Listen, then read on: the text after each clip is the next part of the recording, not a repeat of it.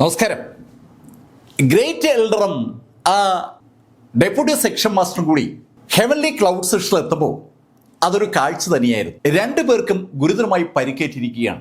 Section master മുന്നിലേക്ക് അവർ രണ്ടുപേരും എത്തുമ്പോൾ സെക്ഷൻ മാസ്റ്റർ അവരെ ശരിക്കും അമ്പരപ്പോടെയാണ് കണ്ടത്. ഈ സദേൺ പ്രോവിൻസ് മുഴുവൻ കീഴടക്കാനായി സെക്ഷൻ മാസ്റ്റർക്കൊപ്പം ഉണ്ടായിരുന്ന വ്യക്തിയാണ് ഈ ഫസ്റ്റ് എൽഡർ. ആ ഫസ്റ്റ് എൽഡറെയാണ് സെക്ഷൻ മാസ്റ്റർ ആ അവസ്ഥയിൽ കണ്ടത്. സെക്ഷൻ മാസ്റ്റർ ഫസ്റ്റ് എൽഡറോട് ചോദിച്ചു, എന്താ സംഭവിച്ചേ? സെക്ഷൻ മാസ്റ്റർ, ക്ഷമിക്കണം, ഞങ്ങൾക്ക് മാർക്ക് ഫിൽഡറെ കൊണ്ടുവരാൻ പറ്റിയില്ല. ആ വെല്ലി ഞങ്ങളെ ശരിക്കും പരാജയപ്പെടുത്തി. നമ്മുടെ കൂട്ടത്തിലെ മുഴുവൻ ആളുകളെയും വെല്ലി കൊന്നു. എനിക്ക് വെല്ലിയെ പിടിച്ചു നിർത്താൻ പറ്റിയില്ല. വെല്ലി ആ 8th ഡീമൺ സ്പെല്ല് ആക്ടിവേറ്റ് ചെയ്തതാണ് പ്രശ്നമായത്. 8th level demon spell activate ചെയ്തതാണ് വെല്ലിയുടെ ശക്തി വർദ്ധിപ്പിച്ചതെന്ന് ആ ഫസ്റ്റ് എൽഡർ പറഞ്ഞപ്പോ സെക്ഷൻ മാസ്റ്റർ ഫസ്റ്റ് എൽഡറോട് പറഞ്ഞു, അത് ഒരു കുഴപ്പം പിടിച്ച സ്പെല്ലാണ്, സാരമില്ല, നമുക്ക് ഇനിയും സമയമുണ്ട്. സെക്ഷൻ മാസ്റ്റർ, അപ്പോൾ മാർക്ക് അതൊക്കെ വരട്ടെ, ആദ്യം നിങ്ങൾ രണ്ടുപേരും നിങ്ങളുടെ ആരോഗ്യം വീണ്ടെടുക്കുക. സെക്ഷൻ മാസ്റ്റർക്ക് കാലം ഒരു വിഷയമേ അല്ല. അല്പം സമയം എടുത്തിട്ടാണെങ്കിലും മാർക്ക് ഫിൽഡറെ പിടികൂടാൻ കഴിയുമെന്ന് സെക്ഷൻ മാസ്റ്റർക്ക് 100% ഉറപ്പാണ്. അദ്ദേഹം എപ്പോഴും ശാന്തമായി സംസാരിക്കത്തുമുള്ളൂ. സെക്ഷൻ മാസ്റ്റർ തങ്ങളെ വഴക്ക് പറയുമെന്നാണ് യഥാർത്ഥത്തിൽ ഫസ്റ്റ് എൽഡറും അതുപോലെ ഡെപ്യൂട്ടി സെക്ഷൻ മാസ്റ്റർ കരുതിയത്. അവരുടെ ധാരണയെ തിരുത്തി കുറിക്കുന്ന ശൈലിയിലാണ് സെക്ഷൻ മാസ്റ്റർ അവരോട് പെരുമാറിയത്. രണ്ടുപേരോടും സെക്ഷൻ മാസ്റ്റർ റെസ്റ്റ് എടുക്കാനും അവരുടെ ആരോഗ്യം വീണ്ടെടുക്കാനും പറയുമ്പോൾ അങ്ങ് അകലെ ആ തീക്കകത്ത് ചമ്രമണിഞ്ഞിരിക്കുന്ന മാർക്ക് ഫിൽഡർ പെട്ടെന്ന് മുകളിലേക്ക് ജമ്പ് ചെയ്ത് പൊങ്ങി വെൻഡായും വെൻ എറിക്കുമിരിക്കുന്ന ആ പ്ലാറ്റ്ഫോമിലെത്തി. അവർ രണ്ടുപേരും അങ്ങ് വിദൂരതയിൽ ഒരു ലക്ഷ്യത്തിലേക്ക് തന്നെ നോക്കിയിരിക്കുകയാണ്. ആ ദിശ ഏതാണെന്ന് മാർക്കിന് അറിയാം. അത് അവരുടെ വസതിയാണ്. അവിടെ അവരുടെ ഗ്രാൻഡ് പാ ഹെവൻലി ക്ലൗഡ് സെക്ഷൻകാരുമായി ഏറ്റുമുട്ടുകയാണ്. തൊട്ടുപുറകിൽ ശബ്ദം കേട്ട് ആ വെൻഡായും വെൻ എറിക്കും തിരിഞ്ഞു നോക്കുമ്പോൾ അവർ കാണുന്നത് മാർക്കിനെയാണ്. മാർക്ക്, നീ എന്താ മതിയാക്കിയോ? അതല്ല, ശരിക്കും വിശക്കുന്നുണ്ട്, അതാ ഞാൻ വന്നത്. മാർക്ക് ഫിൽഡറുടെ ശരീരത്തിൽ സ്പിരിച്വൽ എനർജി ഇല്ലാത്തത് കൊണ്ട് സാധാരണ മനുഷ്യർക്ക് അനുഭവപ്പെടും പോലെ വിശപ്പും ദാഹവും എല്ലാം മാർക്കിനും അനുഭവപ്പെടും. അത് കേട്ടതും വെൻ ഡാനിയൽ എന്ന വെൻ ഡ അവന്റെ സ്പേഷ്യൽ മാജിക് ആർട്ടിഫാക്റ്റിൽ നിന്ന് ഒരു ചെറിയ ബോക്സ് പുറത്തെടുത്തു. ആ കുഞ്ഞു ബോക്സ് വെൻഡ മാർക്കിന്റെ കയ്യിലേക്ക് കൊടുത്തു. ഡാനി, എന്താ ഇത്? മാർക്ക്, നീ അത് തുറക്ക്. വെൻഡ പറഞ്ഞതും മാർക്ക് ആ ബോക്സിന്റെ അടപ്പ് തുറന്നു. അതിനകത്ത് ചുവപ്പ് നിറത്തിലുള്ള അനവധി ഗുളികകൾ കിടക്കുന്നതാണ് മാർക്ക് കണ്ടത്. ഡാനി, എന്താ ഈ ഗുളികകൾ? മാർക്ക്, നിന്റെ വിശപ്പും ദാഹവും ശമിപ്പിക്കാനുള്ള ഒരു ഔഷധമാണ് അതിനകത്തുള്ളത്. നിനക്ക് വിശപ്പ് തോന്നുമ്പോൾ അതിൽ നിന്ന് ഒരെണ്ണെടുത്ത് കഴിച്ചാൽ മതി. അത് കേട്ടതും മാർക്ക് ഫിൽഡർ അതിൽ നിന്ന് ഒരെണ്ണെടുത്ത് കഴിച്ചു. ശരിക്കും അമ്പരപ്പിക്കുന്ന ഒരു വ്യത്യാസം പെട്ടെന്ന് മാർക്കിന്റെ ബോഡിയിൽ മാർക്കിന് അനുഭവപ്പെടുകയാണ്. മാർക്കിന്റെ ബോഡിയിൽ മാർക്കിന് അനുഭവപ്പെട്ടിരുന്ന ക്ഷീണം ആ നിമിഷം ശരീരത്തിൽ നിന്ന് അപ്രത്യക്ഷമായി. അത് അനുഭവിച്ചറിഞ്ഞ മാർക്ക് ഫിൽഡർ ഡാനിയോട് ചോദിച്ചു, ഡാനി, ഇതെന്താ സംഭവം? ഇതെങ്ങനെയാ നിന്റെ കയ്യിൽ വന്നത്? മാർക്ക്, എന്റെ ഗ്രാൻഡ് പാ ഈ വിഷയം മുൻകൂട്ടി കണ്ടിരുന്നു, അതുകൊണ്ടാ അദ്ദേഹം ഇത് എന്റെ കയ്യിൽ തന്നത്. മാർക്ക്, നിനക്ക് വേണ്ടി അദ്ദേഹം ഇത് പ്രത്യേകം ഉണ്ടാക്കിയതാണ്. മാർക്കിന്റെ ശരീരത്തിൽ സ്പിരിച്വൽ എനർജി ഇല്ല എന്നറിയാവുന്ന വെല്ലി മാർക്കിന് വേണ്ടി ഉണ്ടാക്കിയെടുത്ത ആ പ്രത്യേക മരുന്ന് ഒരു അമ്പരപ്പിക്കുന്ന മരുന്ന് തന്നെയാണ്. വെല്ലി തന്റെ കാര്യങ്ങളിൽ എത്രത്തോളം ശ്രദ്ധിച്ചിരിക്കുന്നുവെന്ന് അത് കേട്ടപ്പോഴാണ് മാർക്കിന് മനസ്സിലായത്. മാർക്ക് ഡാനിയോട് പറഞ്ഞു, ഡാനി, നമ്മൾ ഇവിടെ നിന്നെങ്ങനെ? നമുക്ക് ഗ്രാൻഡ് പേ സഹായിക്കാൻ പോണ്ടേ? മാർക്ക്, അവിടെ ഒരു വിഷയമുണ്ട്. എന്താ ഡാനി? മാർക്ക്, നമുക്ക് മൂവർക്കും ഇവിടുന്ന് പുറത്തു പോകാൻ പറ്റില്ല. പുറത്തു പോകാൻ പറ്റില്ലെന്നോ? നമ്മളെന്താ തടവിലാക്കപ്പെട്ടിരിക്കുകയാണോ? മാർക്ക്, അങ്ങനെ ചോദിച്ചാൽ അതിന്റെ ഉത്തരം അതേന്നാണ്. നമുക്ക് ഒരു കാരണവശാലും ഇവിടുന്ന് പുറത്തു പോകാൻ കഴിയില്ല. പുറത്തു പോകണമെങ്കിൽ ആരെങ്കിലും ഈ ബാരിയർ പൊളിക്കണം. ശരിക്കും അവരിയ്ക്കുന്ന ആ കുഴിയുടെ മുകൾ ഭാഗത്തായി അദൃശ്യമായ ഒരു കവറുണ്ട്. ആ കവറ് നോക്കിയാൽ കാണാനൊന്നും പറ്റത്തില്ല.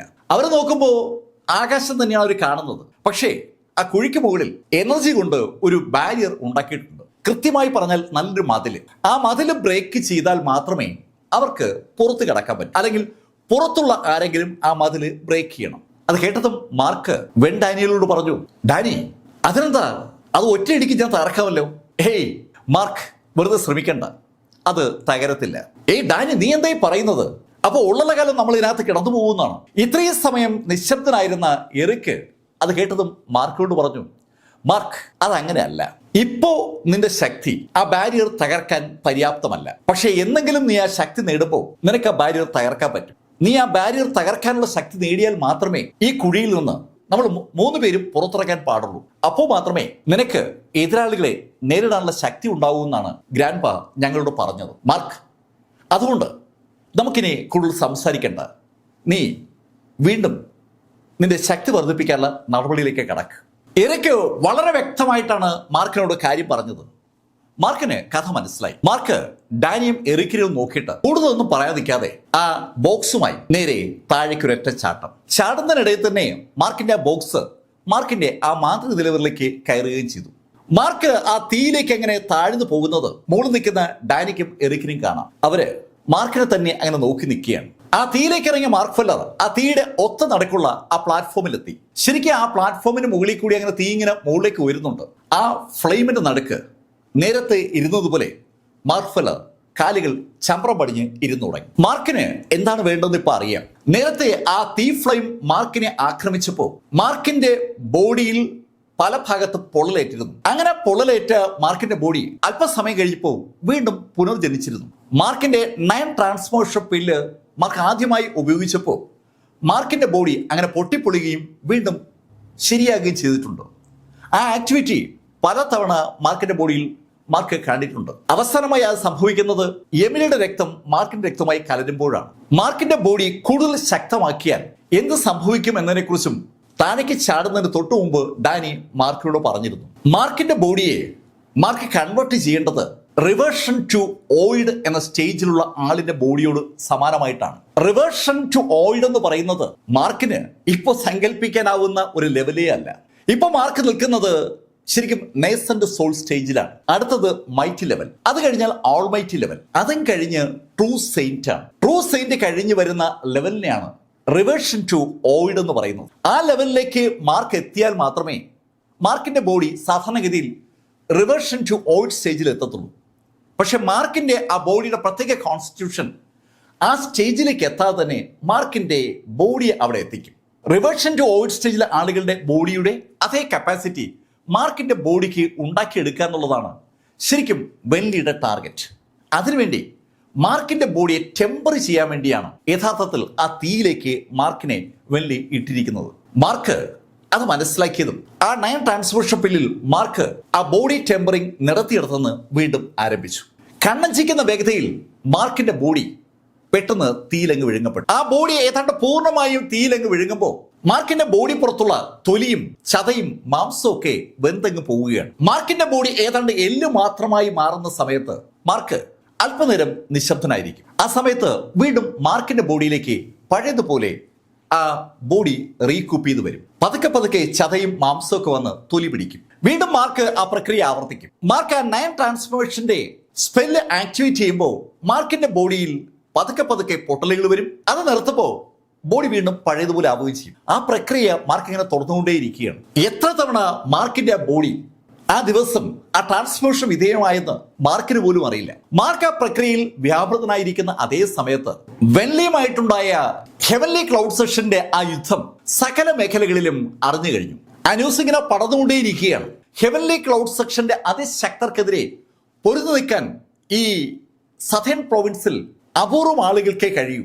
അതിലൊരാള് വെൻലിയാണ്, മറ്റൊരാള് ജൂ എന്ന ആ യുണീക് ഡാൻസ് ആണ്, മൂന്നാമതൊരാളുണ്ട് അത് ഒരു സന്യാസിയാണ്. ആ 3 പേരും ഒന്നിച്ച് ഹെവൻലി ക്ലൗഡ് സെക്ഷനെതിരെ തിരിഞ്ഞാൽ ഹെവൻലി ക്ലൗഡ് സെക്ഷന് പിടിച്ചു നിൽക്കാൻ ബുദ്ധിമുട്ടാവുമെന്നൊക്കെ ആളുകൾ ഈ വാർത്ത കേട്ടപ്പോൾ പരസ്പരം അവരുടെ അറിവ് പങ്കുവയ്ക്കുകയാണ്. ആളുകൾക്ക് കുറെ നാളുകൾക്ക് ശേഷമാണ് ഇത്തരത്തിലൊരു വാർത്ത കിട്ടിയിരിക്കുന്നത്. ഫസ്റ്റ് എൽഡർ സെക്ഷൻ മാസ്റ്റർക്കൊപ്പം ആ സതേൺ റീജിയൻ പിടിച്ചടക്കിയ ആ യുദ്ധത്തിൽ പങ്കെടുത്ത ആളാണ്. അയാളുടെ ആ യുദ്ധത്തിലുള്ള കഴിവ് ആർക്കും തള്ളിപ്പറയാൻ പറ്റുന്ന ഒന്നല്ല. ആ വ്യക്തിയാണ് വെല്ലിയോട് പരാജയപ്പെട്ടിരിക്കുന്നത്. അതുകൊണ്ടാണ് ചർച്ചകൾക്ക് ആ ശൈലിയിലുള്ള ഒരു ആംഗിൾ ഉണ്ടായത്. സകലരും ഇപ്പൊ തിരക്കുന്നത് മാർക്ക് ഫെല്ലറെയാണ്. വെല്ലിയെ ആക്രമിക്കാൻ പോയ ഫസ്റ്റ് എൽഡർക്കും കൂട്ടർക്കും മാർക്ക് ഫെല്ലറെയും വെല്ലിയുടെ ആ 2 ചെറുമക്കളെയും കിട്ടിയില്ല എന്നുള്ള വിവരവും ഇപ്പോൾ എല്ലാവർക്കും അറിയാം. സ്വാഭാവികമായിട്ട് ആ വിവരം ഹെവൻലി ക്ലൗഡ് സെക്ഷനും അറിയാം. അവര് സതേൺ പ്രോവിൻസ് മുഴുവൻ ആളുകൾ ഇറക്കിയിരിക്കുകയാണ്. മാർക്കും മാർക്കിന്റെ ആ സുഹൃത്തുക്കളും എവിടെയോ ഒളിച്ചിരിക്കുന്നു എന്നുള്ള കാര്യത്തിൽ അവർക്ക് ആർക്കും സംശയമില്ല. അത് എവിടെയാണെന്നാണ് അറിയേണ്ടത്. എത്ര നാള് മാർക്കിനും ആ ഡാനിക്കും എറിക്കിനും അങ്ങനെ ഒളിച്ചിരിക്കാൻ പറ്റും? അവർ എവിടെ ഒളിച്ചിരുന്നാലും അവർക്ക് ജീവിക്കണമെങ്കിൽ ഒളിച്ചിരിക്കുന്ന സ്ഥലത്തുനിന്ന് പുറത്തിറങ്ങേണ്ടി വരും. ആ സമയത്ത് അവരെ പിടികൂടണം. അത് കണക്കാക്കി സകല ടൗണുകളിലും ഹെവൻലി ക്ലൗഡ് സെക്ഷൻ അവരുടെ ചാരന്മാരെ വിന്യസിച്ചിരിക്കുകയാണ്. അവന്മാർ എല്ലാ സ്ഥലത്തും വളരെ ശ്രദ്ധയോടുകൂടി കാത്തു നിൽക്കുമ്പോൾ ദിവസങ്ങളും ആഴ്ചകളും അവിടെ ആ കുഴിക്കകത്ത് കടന്നു വെക്കേണ്ടിയിരിക്കുകയാണ്. 3 ആഴ്ചയായപ്പോ ഡാനിക്കും അതുപോലെ എറിക്കിനും ശരിക്കും ബോറടിക്കുന്നുണ്ട്. അവന്മാർ രണ്ടുപേരും ഇതുവരെ നയിച്ച ജീവിതം ഫ്രീ ബേർഡുകളുടെ ജീവിതമാണ്. ആകാശത്ത് പറന്നു നടക്കുന്ന പക്ഷികൾക്ക് സമാനമായിരുന്നു അവരുടെ ജീവിതവും. ഇഷ്ടമുള്ള സ്ഥലത്ത് ഇഷ്ടമുള്ള രീതിയിൽ അടിച്ചു പൊളിച്ച് ജീവിച്ചെന്ന അവര് രണ്ടുപേരും കഴിഞ്ഞ 3 ആഴ്ചയായിട്ട് ആ കുഴിക്കകത്ത് ഏതാണ്ട് തടങ്കലിൽ ആക്കപ്പെട്ടതുപോലെയാണ്. അവർ രണ്ടുപേരും അതിനെക്കുറിച്ച് പറഞ്ഞുകൊണ്ടിരിക്കുമ്പോൾ പെട്ടെന്നാണ് താഴെ നിന്ന് മാർക്ക് ഫെല്ലർ മുകളിലേക്ക് പൊങ്ങി വരുന്നത്. മുകളിലേക്ക് പൊങ്ങി വന്ന മാർക്ക് ഫെല്ലർ അവരുടെ പ്ലാറ്റ്ഫോമിൽ എത്തിയപ്പോൾ രണ്ടുപേരും അമ്പരപ്പോടെ മാർക്കിനോട് ചോദിച്ചു, മാർക്ക്, നീ നിർത്തിയോ? എറിക്, എനിക്ക് 2-3 ദിവസമായിട്ട് ഒരു മാറ്റവും ഇല്ല. ആ ഫ്ലെയിമിന് ഇപ്പോ എന്നെ ഒന്നും ചെയ്യാൻ പറ്റുന്നില്ല. മാർക്കിന്റെ ബോഡിയെ ടെമ്പർ ചെയ്തുകൊണ്ടിരുന്ന ആ ഫ്ലെയിമിന്റെ ശക്തി മാർക്കിന് ഉപയോഗമില്ലാതായി മാറിയത് 2 ദിവസം മുമ്പാണ്. അതായത് ആ ഫ്ലെയിം കൊണ്ട് മാർക്കിന്റെ ബോഡിയെ ടെമ്പർ ചെയ്യാവുന്നതിന്റെ പരമാവധി അത് ചെയ്തു കഴിഞ്ഞു എന്നാണ്. ആ കാര്യം ഉറപ്പായതുകൊണ്ടാണ് മാർക്ക് ഫെല്ലർ മുകളിലേക്ക് കയറി വന്നത്. മാർക്ക്, ഇപ്പോ നിനക്ക് ശക്തി ഫീൽ ചെയ്യുന്നുണ്ടോ? ഡാനി, അങ്ങനെ ചോദിച്ചാൽ ഞാനിപ്പോ എന്താ പറയുക? എന്തായാലും ഞാനൊരു ശ്രമം നടത്തി നോക്കാം. അങ്ങനെ പറഞ്ഞിട്ട് മുകളിലത്തെ തട്ടിലേക്ക് ജമ്പ് ചെയ്ത മാർക്ക് ഫെല്ലർ അവിടെ നിന്ന് മുകളിലേക്ക് ചുമ്മാ ഒരൊറ്റ ഇടി. ശരിക്കും ശൂന്യതയിലേക്കാണ് മാർക്ക് ഇടിക്കുന്നത്. അവിടെ അവർക്ക് തൊട്ടുമുകളിൽ കാണാൻ കഴിയുന്നത് ആകാശം മാത്രമാണ്. പക്ഷെ ആ ആകാശത്തിനും അവർക്കും ഇടയിൽ അദൃശ്യമായ ഒരു തടസ്സമുണ്ടെന്നുള്ള കാര്യം അവർക്ക് എല്ലാവർക്കും അറിയാം. മാർക്ക് ഫെല്ലർ ആഞ്ഞിടിച്ചതും ആ ഗുഹയുടെ മുകൾ ഭാഗത്ത് ഒരു മുഴക്കം കേട്ടു. എന്തിലോ മാർക്കിന്റെ കൈ ഇടിച്ചു എന്ന് വ്യക്തമാക്കുന്നതാണ് ആ ശബ്ദവും അതിനോടൊപ്പം ഉണ്ടായ ഒരു തരംഗവും. മാർക്ക് ഫെല്ലർ കൈ ഒന്ന് പുറകോട്ട് എടുത്തിട്ട് വീണ്ടും ഒരൊറ്റ ഇടി. 2ാമത്തെ ഇടിക്ക് ഫലമുണ്ടായി. ഗ്ലാസ് ചിതറും പോലെ മാർക്കിന്റെ മുകളിൽ ആ ആകാശം ചിതറി വീഴുകയാണ്. ശരിക്കും ആ കുഴിയുടെ മുകളിൽ അങ്ങനെ ഗ്ലാസ് കൊണ്ടുള്ള ഒരു പ്രതലമുണ്ടെന്ന് അത് ചിതറുന്ന കണ്ടപ്പോഴാണ് വെറ്റ് ഡായ്ക്കും അതുപോലെ എറിക്കിനും മനസ്സിലാവുന്നത്. അമ്പരപ്പിക്കുന്ന ആ എനർജി ബാരിയർ ഗ്ലാസ് ചിതറും പോലെ ചിതറി പെട്ടെന്ന് അവിടെ നിന്ന് അപ്രത്യക്ഷമായി. ശരിക്കും അത് ഊർജ്ജം കൊണ്ട് ഉണ്ടാക്കിയിരിക്കുന്ന ഒരു ബാരിയറാണ്. അതുകൊണ്ട് തന്നെ ആ ചിതറിയ ചില്ലുകൾ ഊർജ്ജമായി മാറാൻ അധികം സമയമൊന്നും വേണ്ടി വന്നില്ല. അവരുടെ കുഴിയുടെ മുകൾ ഭാഗം ഇപ്പോ തുറന്നു കിടക്കുകയാണ്. അത് മനസ്സിലാക്കിയതും വെൻഡായും എറിക്കും ഒരൊറ്റ ജമ്പ്. രണ്ടുപേരും ചാടി ആ കുഴിയുടെ മുകളിലെത്തി. കൂടെ മാർക്ക് ഫെല്ലറും. കുഴിക്ക് പുറത്തിറങ്ങിയ ഡാനിയും എറിക്കും കൈകൾ രണ്ട് ശരിക്കും വീശി ശരിക്കും ഒരു ആഹ്ലാദം പ്രകടിപ്പിക്കുകയാണ്. കൂട്ടിലടയ്ക്കപ്പെട്ട പക്ഷികളെ പോലെയായിരുന്നു ശരിക്കും അവർ രണ്ടുപേരും ഇത്രയും ദിവസം. രണ്ടുപേരും മുഖത്തോടെ നോക്കുമ്പോൾ ഡാനി ഉറക്കെ പറഞ്ഞു, എറിക്, സ്വാതന്ത്ര്യം അത് വലിയൊരു സംഭവമാണ് കേട്ടോ. അതെ അതെ ഡാനി, നീ പറഞ്ഞ 100% ശരിയാണ്. സ്വാതന്ത്ര്യം അതൊരു വലിയ സംഭവം തന്നെയാണ്. ആ 2 ചെറുപ്പക്കാരും പറഞ്ഞ ആ വാക്കുകൾ വല്ലാത്തൊരു കൗതുകത്തോടെയാണ് മാർക്ക് ഫെല്ലർ കേൾക്കുന്നത്. സ്വാതന്ത്ര്യം അത് അനുഭവിച്ചറിഞ്ഞിട്ടുള്ള ആളുകൾക്ക് അത് നഷ്ടമാകുമ്പോഴേ അതിന് വില മനസ്സിലാവത്തുള്ളൂ. മാർക്കിന്റെ മനസ്സിൽ അങ്ങനെയാണ് ആ നിമിഷം ആ ചിന്ത കടന്നു വന്നത്. ഡാനിയും എറിക്കും മാർക്കിനോട് പറഞ്ഞു, മാർക്ക്, നമുക്ക് നമ്മുടെ വീട്ടിലേക്ക് പോയാലോ? ഡാനി, നീ എന്തായി പറയുന്നത്? അവിടെ നമ്മളെ കാത്ത് അവരുണ്ടാവില്ലേ?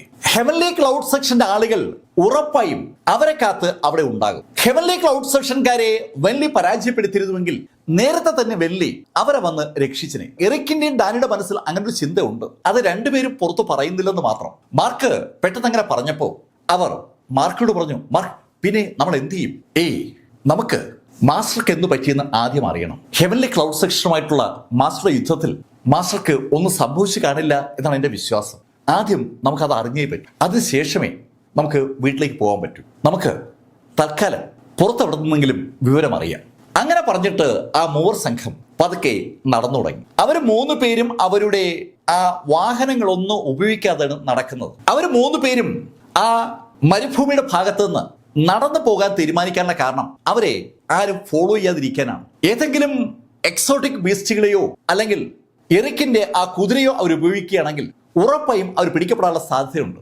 ആ കാര്യത്തെക്കുറിച്ച് നല്ല ധാരണയുള്ളത് കൊണ്ട് ആ മൂവർ സംഘം ആരുടെയും ശ്രദ്ധയപ്പെടാതിരിക്കാൻ വേണ്ടി വളരെ രഹസ്യമായിട്ട് ആളുകളൊന്നും ഇല്ലാത്ത വഴികളിൽ കൂടിയൊക്കെയാണ് നടക്കുന്നത്. മരങ്ങൾ ഇടതുറന്നു നിൽക്കുന്ന സ്ഥലങ്ങളും പാടങ്ങളും ഒക്കെയാണ് അവർ ഉപയോഗിക്കുന്നത്. ഏകദേശം ഒരു 2 മണിക്കൂർ അവർ നടന്നപ്പോൾ അവർ ഒരു ആൾത്തിരക്കുള്ള സ്ഥലത്തെത്തി. ഗ്രാമമാണോ ചെറിയ പട്ടണമാണോ എന്ന് തിരിച്ചറിയാൻ പറ്റാത്ത ശൈലിയിൽ അല്പം മോഡേൺ സംവിധാനങ്ങളൊക്കെ ഉള്ള ഒരു സ്ഥലം. ആ മൂവർ സംഘം അവിടെ എത്തിയതും മാർക്ക് അവരോട് പറഞ്ഞു, നിങ്ങൾ രണ്ടുപേരും ഇവിടെ എവിടെയെങ്കിലും ഒളിച്ചു നിൽക്കും, ഞാനേ ഒന്ന് തിരക്കിയിട്ട് വരാം. അങ്ങനെ പറഞ്ഞിട്ട് മാർക്കിന്റെ നിലവറയിൽ നിന്ന് ഒരു തൊപ്പി എടുത്ത് നേരെ തലയിലേക്ക് വെച്ചു. തൊപ്പി ഒന്ന് ചരിച്ച് വെച്ച മാർക്ക് അവരോട് പറഞ്ഞു, എൻ്റെ പുറത്ത് സ്പിരിച്വൽ എനർജി ഇല്ലാത്തത് കൊണ്ട് എന്നെ ആളുകൾ പെട്ടെന്ന് ഐഡന്റിഫൈ ചെയ്യില്ല, പക്ഷെ നിങ്ങൾ രണ്ടുപേരെയും പെട്ടെന്ന് ഐഡന്റിഫൈ ചെയ്യും. ആ കാര്യം ഡാനിക്കും അറിയാം, എറിക്കിനും അറിയാം. അതുകൊണ്ട് തന്നെ മാർക്ക് പറഞ്ഞ കാര്യം അവർ സമ്മതിച്ചു. ആ രണ്ടുപേരും അല്പം മരങ്ങളുള്ള ഒരു സ്ഥലത്ത് അങ്ങനെ കാത്തു നിൽക്കുമ്പോൾ മാർക്ക് ഫെല്ലർ അവിടെ നിന്ന് നടന്ന് റോഡിലോട്ട് കയറി. റോഡിന്റെ മറുവശത്താണ് ചെറിയ റെസ്റ്റോറൻറ്റുകളും ടീ ഷോപ്പുകളൊക്കെ മാർക്കും ഡാനിയൊക്കെ കണ്ടത്. മാർക്ക് അത്തരത്തിലുള്ള ഒരു ടീ ഷോപ്പിന്റെ അടുത്തെത്തി. അവിടെ എത്തിയ മാർക്ക് ഒരു ടീക്ക് ഓർഡർ ചെയ്ത് ടീ വാങ്ങിച്ച് കുടിച്ചുകൊണ്ട് അല്പം മാറി ഒരു കസറിൽ ഇരിക്കുകയാണ്. ആ സമയത്ത് അവിടെ വേറെ ആളുകൾ ചായ കുടിച്ചുകൊണ്ടിരിപ്പുണ്ട്. അവിടുത്തെ ചായ കുടിക്കുമ്പോൾ മാർക്കിന്റെ മനസ്സിലേക്ക് കടന്നു വരുന്നത് മാർക്കിന്റെ അച്ഛൻ പൗല്യം മാസ്റ്റർക്ക് കൊടുത്ത അതേ ടീയുടെ ടേസ്റ്റാണ്. ഹെവൻലി ടീക്ക് അങ്ങനെ ഒരു വല്ലാത്ത ഗുണമുണ്ട്. മാർക്കിന്റെ ബോഡിയിൽ സ്പിരിച്വലിറ്റി ഇല്ലാത്തതുകൊണ്ട് അങ്ങനെ ഒരു ഫീല് മാർക്കിന് അനുഭവപ്പെടുന്നില്ലെങ്കിലും ആ ടീക്ക് അത്തരത്തിലൊരു ടേസ്റ്റ് ഉണ്ടെന്ന് മാർക്കിനൊരു തോന്നൽ. മാർക്ക് കൗതുകത്തോടെ ആ ചായ ഇങ്ങനെ കുടിച്ചുകൊണ്ടിരിക്കുമ്പോൾ അവിടെ ആളുകൾ സംസാരിക്കുന്നത് മാർക്ക് കേട്ടു. ആ ഹെവൻലി ക്ലൗഡ് സെഷൻകാര് സകല സ്ഥലവും അരിച്ചു പറക്കുകയാണല്ലോ. അതെ, അവര് വെള്ളിയെ കണ്ടുപിടിക്കാനുള്ള ശ്രമത്തിലാണ്. അങ്ങനെ ഒരാൾ പറഞ്ഞതും കൂടെ ഇരിക്കുന്ന ആള് അയാളോട് പറഞ്ഞു, വെള്ളി കണ്ടുപിടിച്ചിട്ട് എന്ത് ചെയ്യാനാ? വെള്ളിയോട് ആ ഫസ്റ്റ് എൽഡർ ദയനീയമായിട്ടല്ലേ തോറ്റത്. അത് കേട്ടപ്പോ ഒരു വല്ലാത്ത കുളിര് മാർക്കിന് അനുഭവപ്പെട്ടു. ഫസ്റ്റ് എൽഡറും ടീമും വെള്ളിയോട് പരാജയപ്പെട്ടിരിക്കുകയാണ്. ആ ഒരു ചിന്ത മാർക്കിന്റെ മനസ്സിലേക്ക് കടന്നു വന്നതും ആ കടക്കാരൻ ആ സംസാരിക്കുന്ന ആളുകളോട് പറഞ്ഞു, അതുകൊണ്ട് എന്ത് കാര്യം? വെള്ളിക്ക് വീട് വരെ ഉപേക്ഷിച്ച് ഓടേണ്ടി വന്നില്ലേ? പക്ഷേ വെള്ളി സമ്മതിക്കണം, ആ ഹെവൻലി ക്ലൗഡ് സെഷനിലെ ഫസ്റ്റ് എൽഡറേയും ഡെപ്യൂട്ടി സെക്ഷൻ മാസ്റ്റർ വരെ വെള്ളി പരാജയപ്പെടുത്തിയില്ലേ? അവരുടെ കൂടെ വന്ന മുഴുവൻ ആളുകളെയും വെള്ളി കൊന്നില്ലേ? അത് വെള്ളി ആ ഡീമൺ ടെക്നിക്ക് ഉപയോഗിച്ചുകൊണ്ടല്ലേ? അതെ, വെള്ളിയുടെ ആ 8th ഡീമൺ ടെക്നിക്ക് ശരിക്കും ഒരു അപൂർവ സ്പെല്ലാണ്. വെള്ളിക്കല്ലാതെ ആർക്കും അത് അറിയത്തില്ല. അങ്ങനെ ഒരാള് കമന്റ് ചെയ്തപ്പോ മാർക്ക് ആ രംഗം ഓർമ്മിച്ചെടുക്കുകയാണ്. മാർക്കിന്റെ ഡിവൈൻ സെൻസിലേക്ക്, വെള്ളിയുടെ ഡിവൈൻ സെൻസിൽ നിന്ന് ഒരുപാട് ഇൻഫർമേഷനാണ് വെള്ളി പാസ് ചെയ്തത്. അങ്ങനെ പാസ് ചെയ്ത ഒരു ഇൻഫർമേഷൻ ഈ 8th ഡീമൺ ടെക്നിക്കാണ്. 8th ലെവൽ ഡീമൺ ടെക്നിക്ക് വളരെ അപൂർവമായ ഒരു ഡീമൺ ടെക്നിക്കാണ്. ഡീമനുകളുടെ ശക്തി പെട്ടെന്ന് ഒരാളുടെ ബോഡിയിലേക്ക് കൊണ്ടുവരുന്ന അതീവ മനോഹരമായ ഒരു മാന്ത്രിക സ്പെല്ലാണ് ആ 8th ഡീമൺ ടെക്നിക്ക്. അതിനെക്കുറിച്ചാണ് അവിടെയുള്ള ആളുകൾ പറയുന്നത്. വെള്ളിക്കല്ലാതെ ഇപ്പോ ആ ടെക്നിക്ക് അറിയാവുന്നത് മാർക്ക് ഫെല്ലർക്ക് മാത്രമാണ്. മാർക്ക് ആ ടെക്നിക്ക് അവിടെ ഹൃദ്യസ്ഥമാക്കാൻ ശ്രമിച്ചിട്ടുള്ളതേ ഉള്ളൂ. പക്ഷെ മാർക്കിന്റെ ഡിവൈൻ സെൻസിനകത്ത് ഇപ്പോൾ ആ ടെക്നിക്ക് ഉണ്ട്. അത് മാർക്കൊന്ന് പ്രാക്ടീസ് ചെയ്താൽ മാത്രം മതി. അത് ആലോചിച്ചപ്പോൾ മാർക്കിന്റെ ബോഡിയിൽ ഒരു വല്ലാത്ത കുളിരുണ്ടാവുകയാണ്. ഈ ലോകത്ത് ആ ടെക്നിക്ക് അറിയാവുന്ന രണ്ടാമത്തെ കക്ഷി താനാണ്. മാർക്ക് അതിനെക്കുറിച്ച് ആലോചിക്കുമ്പോൾ ആ കടക്കാരൻ അവിടെ ഇരിക്കുന്ന ആളുകളോട് പറഞ്ഞു, ഇപ്പോ മിക്കവാറും എല്ലാ ദിവസവും ആ ഹെവൻലി ക്ലൗഡ് സെഷൻകാർ ഇവിടെ വരാറുണ്ട്. മാർക്ക് ഫെല്ലറെ കണ്ടോ എന്നൊക്കെയാണ് ചോദിക്കുന്നത്. അതെ, ആ മാർക്കിന്റെ കൂട്ടുകാരൊക്കെ എവിടെ പോയി കാണും? കടയിലിരിക്കുന്ന ആളുകൾ അങ്ങനെ സംസാരിച്ചതും മാർക്ക് ആ കടയുടെ മുന്നിലേക്ക് വന്ന് പണം കൊടുത്തിട്ട് പതുക്കെ സാവധാനം നടന്നു തുടങ്ങി. അവിടെ കൂടുതൽ നേരം ഇരുന്നാൽ മാർക്കിനെ അവരാരെങ്കിലും തിരിച്ചറിയുമോ എന്നൊരു ഭയം മാർക്കിനുണ്ട്. അതുകൊണ്ടാണ് മാർക്ക് അവിടെ അധിക നേരം നിൽക്കാതെ പുറത്തേക്ക് ഇറങ്ങിയത്. ഡാനിയും എറിക്കുമുള്ള സ്ഥലത്തെത്തിയ മാർക്ക് താൻ കേട്ട കാര്യങ്ങളൊക്കെ അവരോട് പറഞ്ഞു. ഡാനി, നമ്മളെ തിരക്കി ഹെവൻലി ക്ലൗഡ് സെഷൻകാർ ഇഷ്ടംപോലെ ചാരന്മാരെ രംഗത്തിറക്കിയിരിക്കുകയാണ്. അതുകൊണ്ട് നമ്മൾ സുരക്ഷിതമായൊരു സ്ഥലം കണ്ടുപിടിച്ചേ പറ്റൂ. അത് കേട്ടതും ഡാനി ചിരിച്ചുകൊണ്ട് മാർക്കിനോട് പറഞ്ഞു, മാർക്ക്, അതിനെക്കുറിച്ച് ആലോചിച്ച് ടെൻഷൻ അടിക്കണ്ട. ഞാന് ഈ കഴിഞ്ഞ കാലഘട്ടങ്ങളിലൊക്കെയും ഒരുപാട് ആളുകളെ സഹായിച്ചിട്ടുണ്ട്. എൻ്റെ സുഹൃത്തുക്കൾക്ക് ഞാൻ എന്തോരം മദ്യമാണ് വാങ്ങിച്ചു കൊടുത്തിട്ടുള്ളത്. അതുകൊണ്ട് ഞാൻ ആരെ പോയി കണ്ടാലും അവരെന്നെ സഹായിക്കും. അതെ, ഡാനി പറഞ്ഞാണ് ശരി. ഞങ്ങൾ എന്തോരം സുഹൃത്തുക്കൾക്കാ മദ്യം വാങ്ങിച്ചു കൊടുത്തിട്ടുള്ളത്. എന്തെല്ലാം കാര്യങ്ങൾ അവർ നമ്മൾ സഹായിച്ചിട്ടുണ്ട്. ഉറപ്പായി എല്ലാവരും നമ്മളെ സഹായിക്കും. എറിക്കിനും അക്കാര്യത്തിൽ സംശയമൊന്നുമില്ല. ഡാനിയും എറിക്കും അങ്ങനെ തീർത്ത് പറഞ്ഞെങ്കിലും മാർക്കിന് അതങ്ങോട്ട് വിശ്വസിക്കാൻ പറ്റുന്നില്ല. ഒരാൾ വീഴുന്നവരെ മാത്രമേ സാധാരണഗതിയിൽ സുഹൃത്തുക്കൾ കൂടെ നിൽക്കത്തുള്ളൂ. വീണ് കഴിഞ്ഞാൽ ആദ്യം മുങ്ങുന്നവരുടെ കൂട്ടത്തിൽ സുഹൃത്തുക്കളാവും ഉണ്ടാവുക. അക്കാര്യം മാർക്ക് പലപ്പോഴും നോട്ട് ചെയ്തിട്ടുണ്ട്. മാർക്ക് പക്ഷേ അത് അവരോട് പറഞ്ഞില്ല. മാർക്ക് എന്തോ ആലോചിക്കുന്ന കണ്ടതും ഡാനി മാർക്കിനോട് പറഞ്ഞു, മാർക്ക്, കൂടുതൽ ആലോചിക്കുന്നു വേണ്ട, വാ ഞങ്ങളുടെ കൂടെ വാ. എനിക്ക് ഏറ്റവും വേണ്ടപ്പെട്ട ഒരു സുഹൃത്തുണ്ട്. പെട്ടെന്ന് മാർക്ക് ചോദിച്ചു, ആരാ കക്ഷി? അയാള് നമുക്ക് വേണ്ടപ്പെട്ട കക്ഷിയാണ്. അയാളുടെ പേര് അക്രം എന്നാണ്. അക്രമോ? അതെ, ഒരു ഷെവലിയർ അക്രം. ആള് മിടുക്കനാണ്. അയാളുടെ ആ ഷെവലിയർ കുടുംബം ശരിക്കും ഈ നാട്ടിലെ പ്രബലമായ കുടുംബങ്ങളിൽ ഒന്നാണ്. അവൻ ഞങ്ങളുമായിട്ട് നല്ല അടുപ്പത്തിലാണ്, ഞങ്ങൾ അവനെ ഒരുപാട് സഹായിച്ചിട്ടുണ്ട്, നമുക്ക് അവന്റെ വീട്ടിലോട്ട് പോവാം. ശരിക്കും ആത്മവിശ്വാസത്തോടെയാണ് ആ ഷെവലിയർ കുടുംബത്തെക്കുറിച്ച് ഡാനി പറഞ്ഞത്. ഡാനി പറഞ്ഞു നിർത്തിയതും എറിക്ക് മാർക്കോട് പറഞ്ഞു, അതെ അതെ, ഡാനി പറഞ്ഞാണ് ശരി. ആ ഷെവലിയർ കുടുംബത്തിലെ അക്രം വിചാരിച്ചാൽ പിന്നെ ഒരു ബുദ്ധിമുട്ടുമില്ല, നമുക്ക് താമസിക്കാനുള്ള എല്ലാ സൗകര്യങ്ങളും അക്രം ഒരുക്കി തരും. ഡാനി പറഞ്ഞ കാര്യം സമ്മതിച്ചുകൊണ്ട് എറിക്ക് കൂടി അങ്ങനെ പറഞ്ഞതും മാർക്ക് അവർക്കൊപ്പം കൂടി. ആളുകളുടെ ശ്രദ്ധയപ്പെടാതെ വളഞ്ഞ വഴികളിലൂടെ അവരെത്തിച്ചേർന്നത് ഒരു കുന്നിൻ മുകളിലുള്ള വസതിയിലാണ്. ആ കുന്നിൻ മുകളിലെ വസതിയിൽ നിന്നാൽ ചുറ്റുമുള്ള ടൗണൊക്കെ നന്നായി കാണാം. ആ മനോഹരമായ വസതി അത്ര പൊക്കത്തിലാണ് സ്ഥിതി ചെയ്യുന്നത്. താഴ്ന്നു തന്നെ ആ വസതി നോക്കിക്കേണ്ട മാർക്ക് മുകളിലേക്ക് നടക്കുന്നതിന് മുന്നേ എറിക്കിനോടും ഡാനിയോടും ചോദിച്ചു, അല്ല നിനക്ക് പൂർണ്ണ ഉറപ്പാണോ ഈ പറയുന്ന കാര്യം? ഹേയ് മാർക്ക്, അവൻ ഞങ്ങളുടെ കൂടെ പുറപ്പ് പോലെയാണ്. എല്ലാ സമയത്തും അവൻ നമുക്കൊപ്പം നിൽക്കുന്ന ആളാണ്. ഒരു കാരണവശാലും അവൻ നമ്മളെ ചതിക്കത്തില്ല. എറിക്കിനും ഡാനിക്കും അവരുടെ സുഹൃത്ത് അക്രത്തിൽ അത്രയേറെ വിശ്വാസമാണ് ഉള്ളത്. മാർക്ക് ഫെല്ലർ അവർക്കൊപ്പം നടന്ന് ആ മലയുടെ മുകളിലെത്തുമ്പോൾ ഒരു കോട്ട പോലെ ഒരു മതിലുണ്ട്. അവിടെ മനോഹരമായ ആ ഗേറ്റിൽ ആ വേർഡ് അങ്ങനെ തൂങ്ങിക്കിടക്കുകയാണ്, ഷെവലിയർ. ഷെവലിയർ കുടുംബത്തിന്റെ ആ ഗേറ്റിൽ അവരെത്തിയതും അവിടെ നിൽക്കുന്ന കാവൽക്കാർ ഡാനിയും എറിക്കിനെയും തിരിച്ചറിഞ്ഞു. അവർക്ക് നല്ല പരിചയമുള്ള വ്യക്തികളാണ് ഡാനിയും അതുപോലെ എറിക്കും. ഡാനിയും എറിക്കിനെയും കണ്ട് ആ കാവൽക്കാർ ചിരിച്ചതും ഡാനി അവരോട് പറഞ്ഞു, ഞങ്ങൾക്ക് അക്രത്തിൽ നിന്ന് കാണണം. അക്രം അകത്തുണ്ടോ? യങ്മാസ്റ്റർ അകത്തുണ്ട്.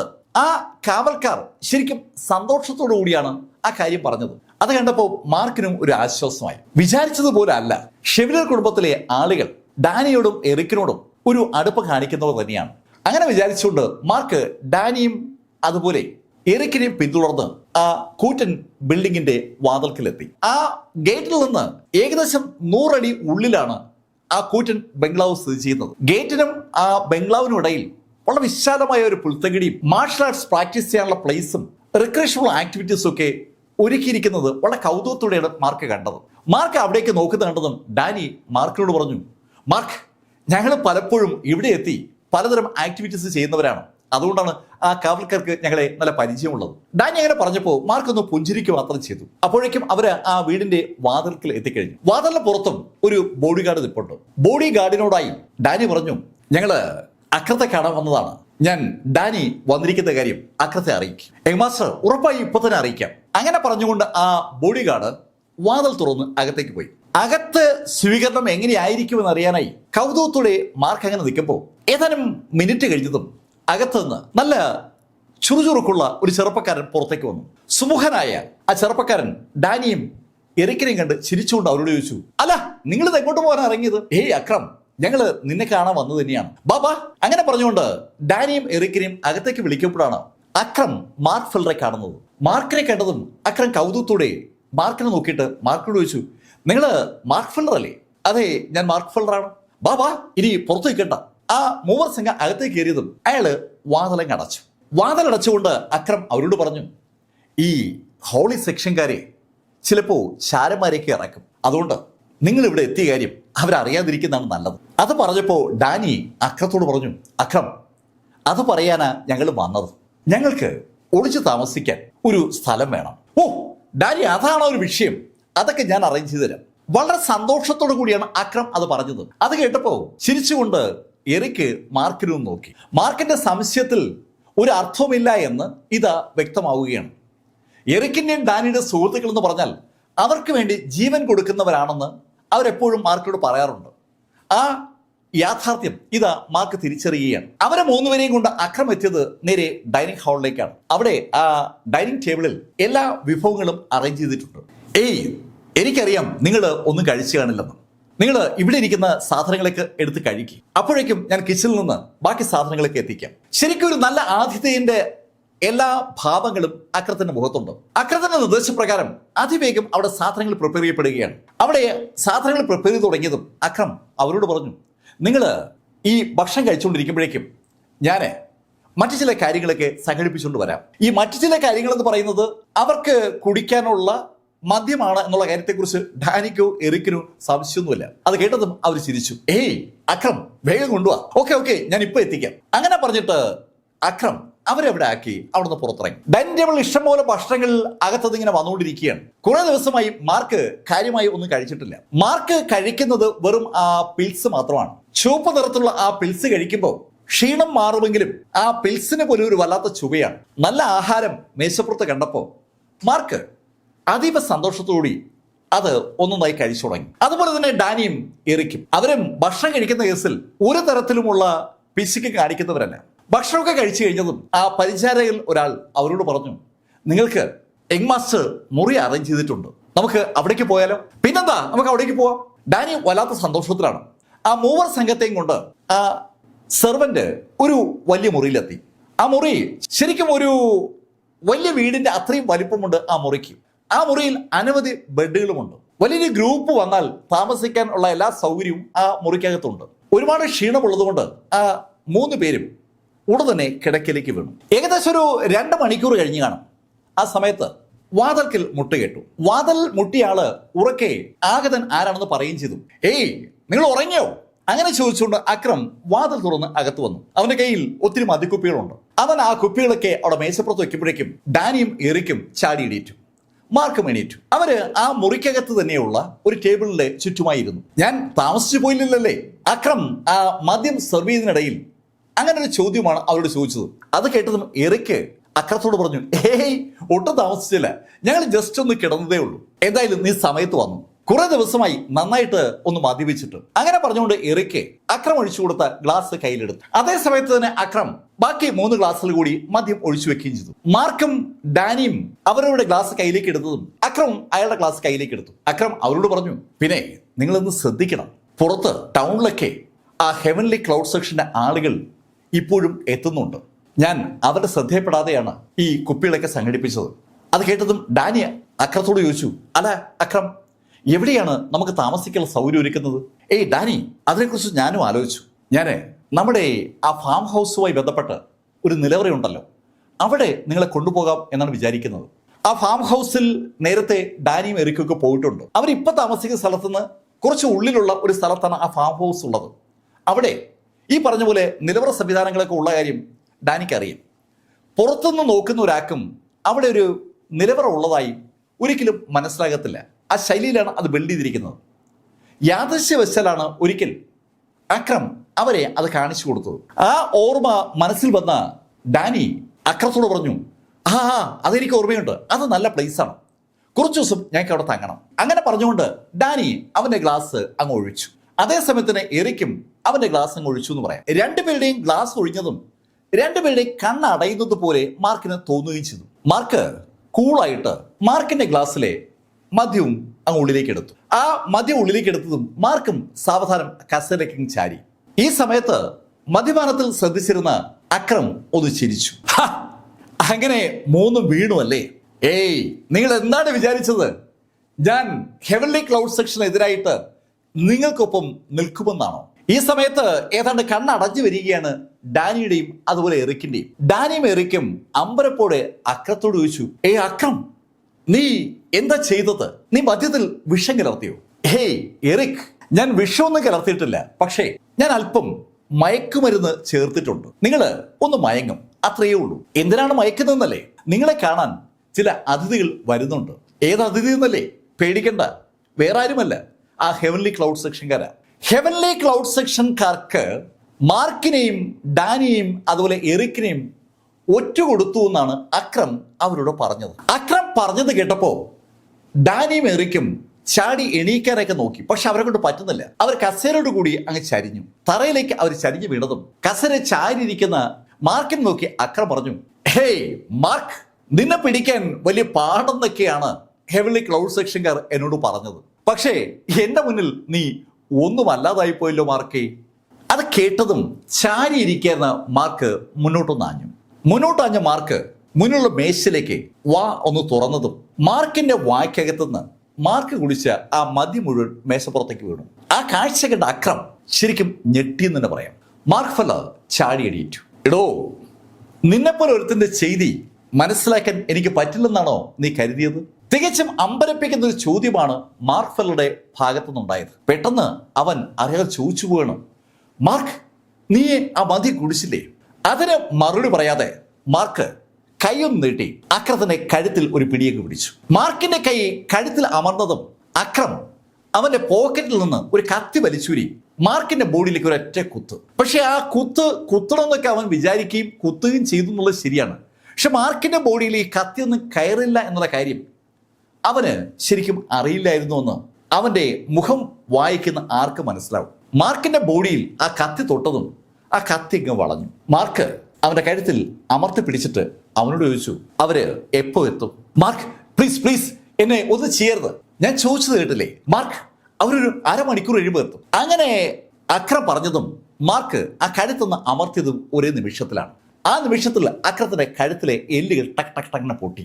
ആ കഴുത്ത് അങ്ങനെ പൊട്ടിയതും ആ ഷെവലിയർ കുടുംബത്തിലെ അക്രം അവിടെ അവസാനിച്ചു. മാർക്ക് ഫെല്ലർ ഉടൻ തന്നെ തിരിഞ്ഞ് ഡാനിയും എറിക്കിനെയും നോക്കി. അടുത്ത നിമിഷത്തിൽ മാർക്ക് അവർ രണ്ടുപേരെയും മാർക്കിന്റെ ഷോൾഡറിലേക്ക് എടുത്തിട്ടിട്ട് പതുക്കെ ആ വീട്ടിൽ നിന്ന് പുറത്തേക്ക് ഇറങ്ങി. മാർക്ക് പുറത്തേക്ക് ഇറങ്ങുമ്പോൾ ആ കാവൽക്കാർ മാർക്കിനെ കാണുന്നുണ്ട്.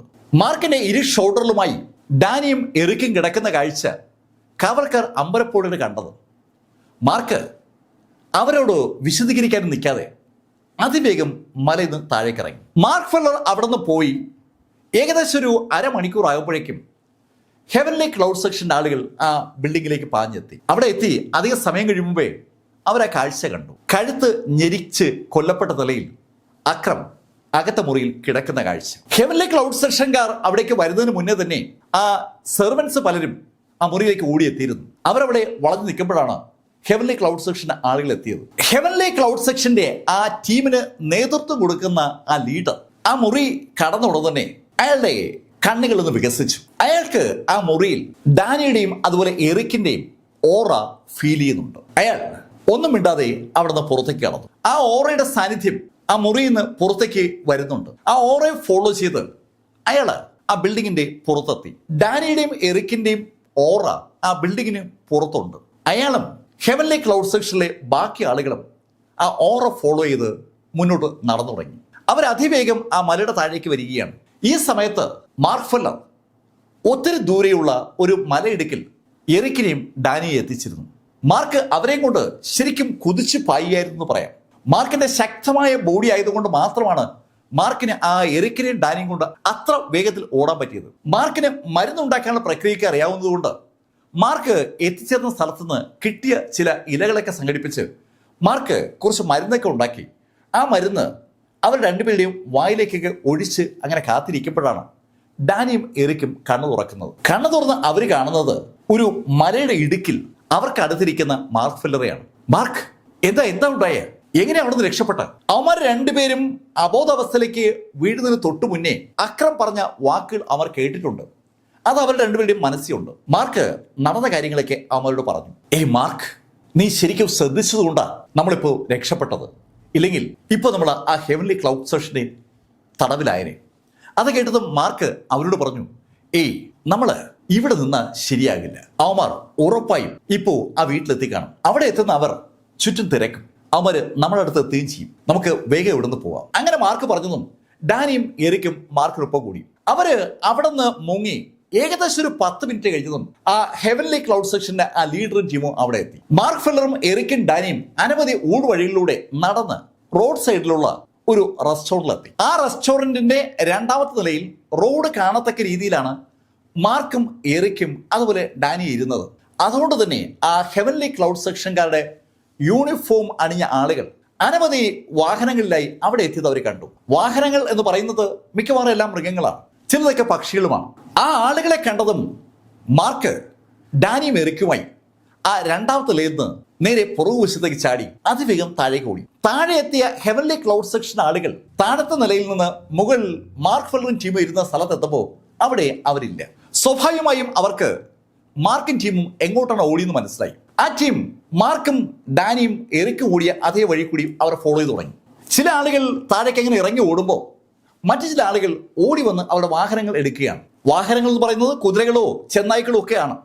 ഈ സമയത്ത് താഴേക്ക് ഓടിക്കൊണ്ടിരിക്കുന്ന മാർക്ക് ഫെല്ലർ ഡാനിയോടും എറിക്കിനോടായി പറഞ്ഞു, നോക്ക്, നമ്മൾ ഇങ്ങനെ പോയാൽ ശരിയാകില്ല. നിങ്ങളുടെ ഓറ ഫോളോ ചെയ്താണ് അവര് നമുക്കൊപ്പം എത്തുന്നത്. എന്റെ പുറത്ത് സ്പിരിച്വൽ എനർജി ഇല്ലാത്തതുകൊണ്ട് എന്നെ അവർക്ക് ഫോളോ ചെയ്യാൻ പറ്റില്ല. നമ്മൾ 3 പേരും കൂടി ഒരുമിച്ച് നീങ്ങിയാൽ അത് അപകടമാണ്. നമുക്ക് മറ്റെവിടേക്കെങ്കിലും പോകണം. മാർക്ക്, നമ്മൾ എവിടേക്ക് പോകും? ഡാനി, നമുക്ക് യൂണിക് ഡാൻസിന്റെ അടുത്ത് പോയാലോ? യൂണിക് ഡാൻസിന്റെ പേര് കേട്ടതും ഡാനിയും എറിക്കും ഒരുമിച്ച് മാർക്കിനോട് പറഞ്ഞു, അതെ അതെ അതാണ് ശരി, നമുക്ക് അവിടേക്ക് നീങ്ങാം. ആ മൂവർ സംഘം അതിവേഗം ആ ഊടുവഴികളിലൂടെ ഓടി ഓടി യുണീക്ക് ഡാൻസ് ഉള്ള മലയുടെ താഴ്വാരത്തെത്തി. നല്ല മുകളിലാണ് യുണീക്ക് ഡാൻസ് താമസിക്കുന്ന ആ ബിൽഡിംഗ് ഉള്ളത്. ആ മലയിലേക്ക് അതിവേഗമാണ് ആ മൂവർ സംഘം കയറി എത്തിയത്. ശരിക്കും ആ മൂവർ സംഘം നന്നായി കിതയ്ക്കുന്നുണ്ട് മുകളിലെത്തുമ്പോൾ. അവരെ കണ്ടതും ആ ബിൽഡിങ്ങിന് കാവൽ നിൽക്കുന്ന ഒരു ചെറുപ്പക്കാരനും ചെറുപ്പക്കാരിയും അവരെ തടഞ്ഞു. ഏയ്, നിങ്ങൾ എങ്ങോട്ട് പോകാൻ പോവുക? ഞങ്ങൾ ആന്റിയെ കാണാൻ വന്നതാണ്. ഡാനിയും എറിക്കിനെയും അറിയാവുന്ന ആളുകളാണ് അവിടെ നിൽക്കുന്ന ചെറുപ്പക്കാരനും ചെറുപ്പക്കാരിയും. അവര് ഡാനിയോട് പറഞ്ഞു, ഏയ് ഇപ്പൊ അകത്തേക്ക് പോകാൻ പറ്റില്ല, മാസ്റ്റർ സെക്ലൂഷനിലാണ്. യുണീക്ക് ഡാൻസ് സെക്ലൂഷനിലാണെന്നുള്ള കാര്യം അവർക്ക് എല്ലാവർക്കും അറിയാം. സെക്ലൂഷനിൽ ഇരിക്കുന്ന സമയത്ത് അവരെ ആരും ശല്യം ചെയ്യാൻ പാടില്ല.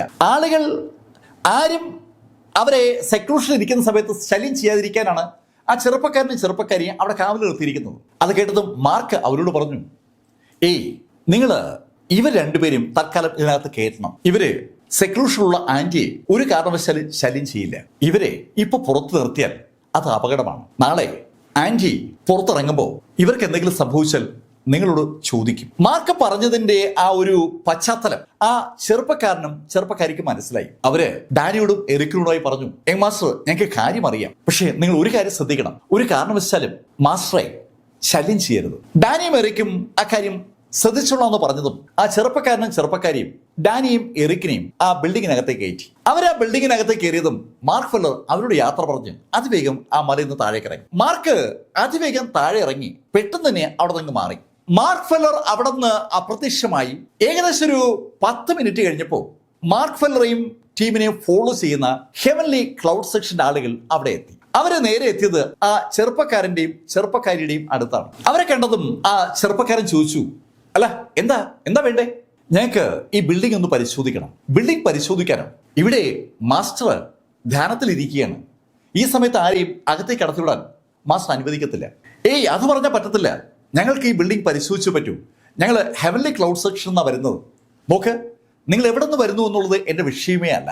നിങ്ങൾക്ക് ഇതിനകത്ത് കയറി പരിശോധിക്കാൻ പറ്റില്ല. ഏയ്, നിങ്ങൾ ആരോടോ തർക്കിക്കുന്നത്? ഞങ്ങൾ വരുന്നത് ഹെവൻലി ക്ലൗഡ് സെക്ഷനിലാണെന്ന് ഞാൻ പറഞ്ഞില്ലേ. ഞങ്ങൾക്ക് വേണ്ടത് മാർക്ക് ഫെല്ലറെയാണ്. അത് കേട്ടതും അകത്തുനിന്ന് വെൻ എറിക്കും അങ്ങോട്ട് വന്നു.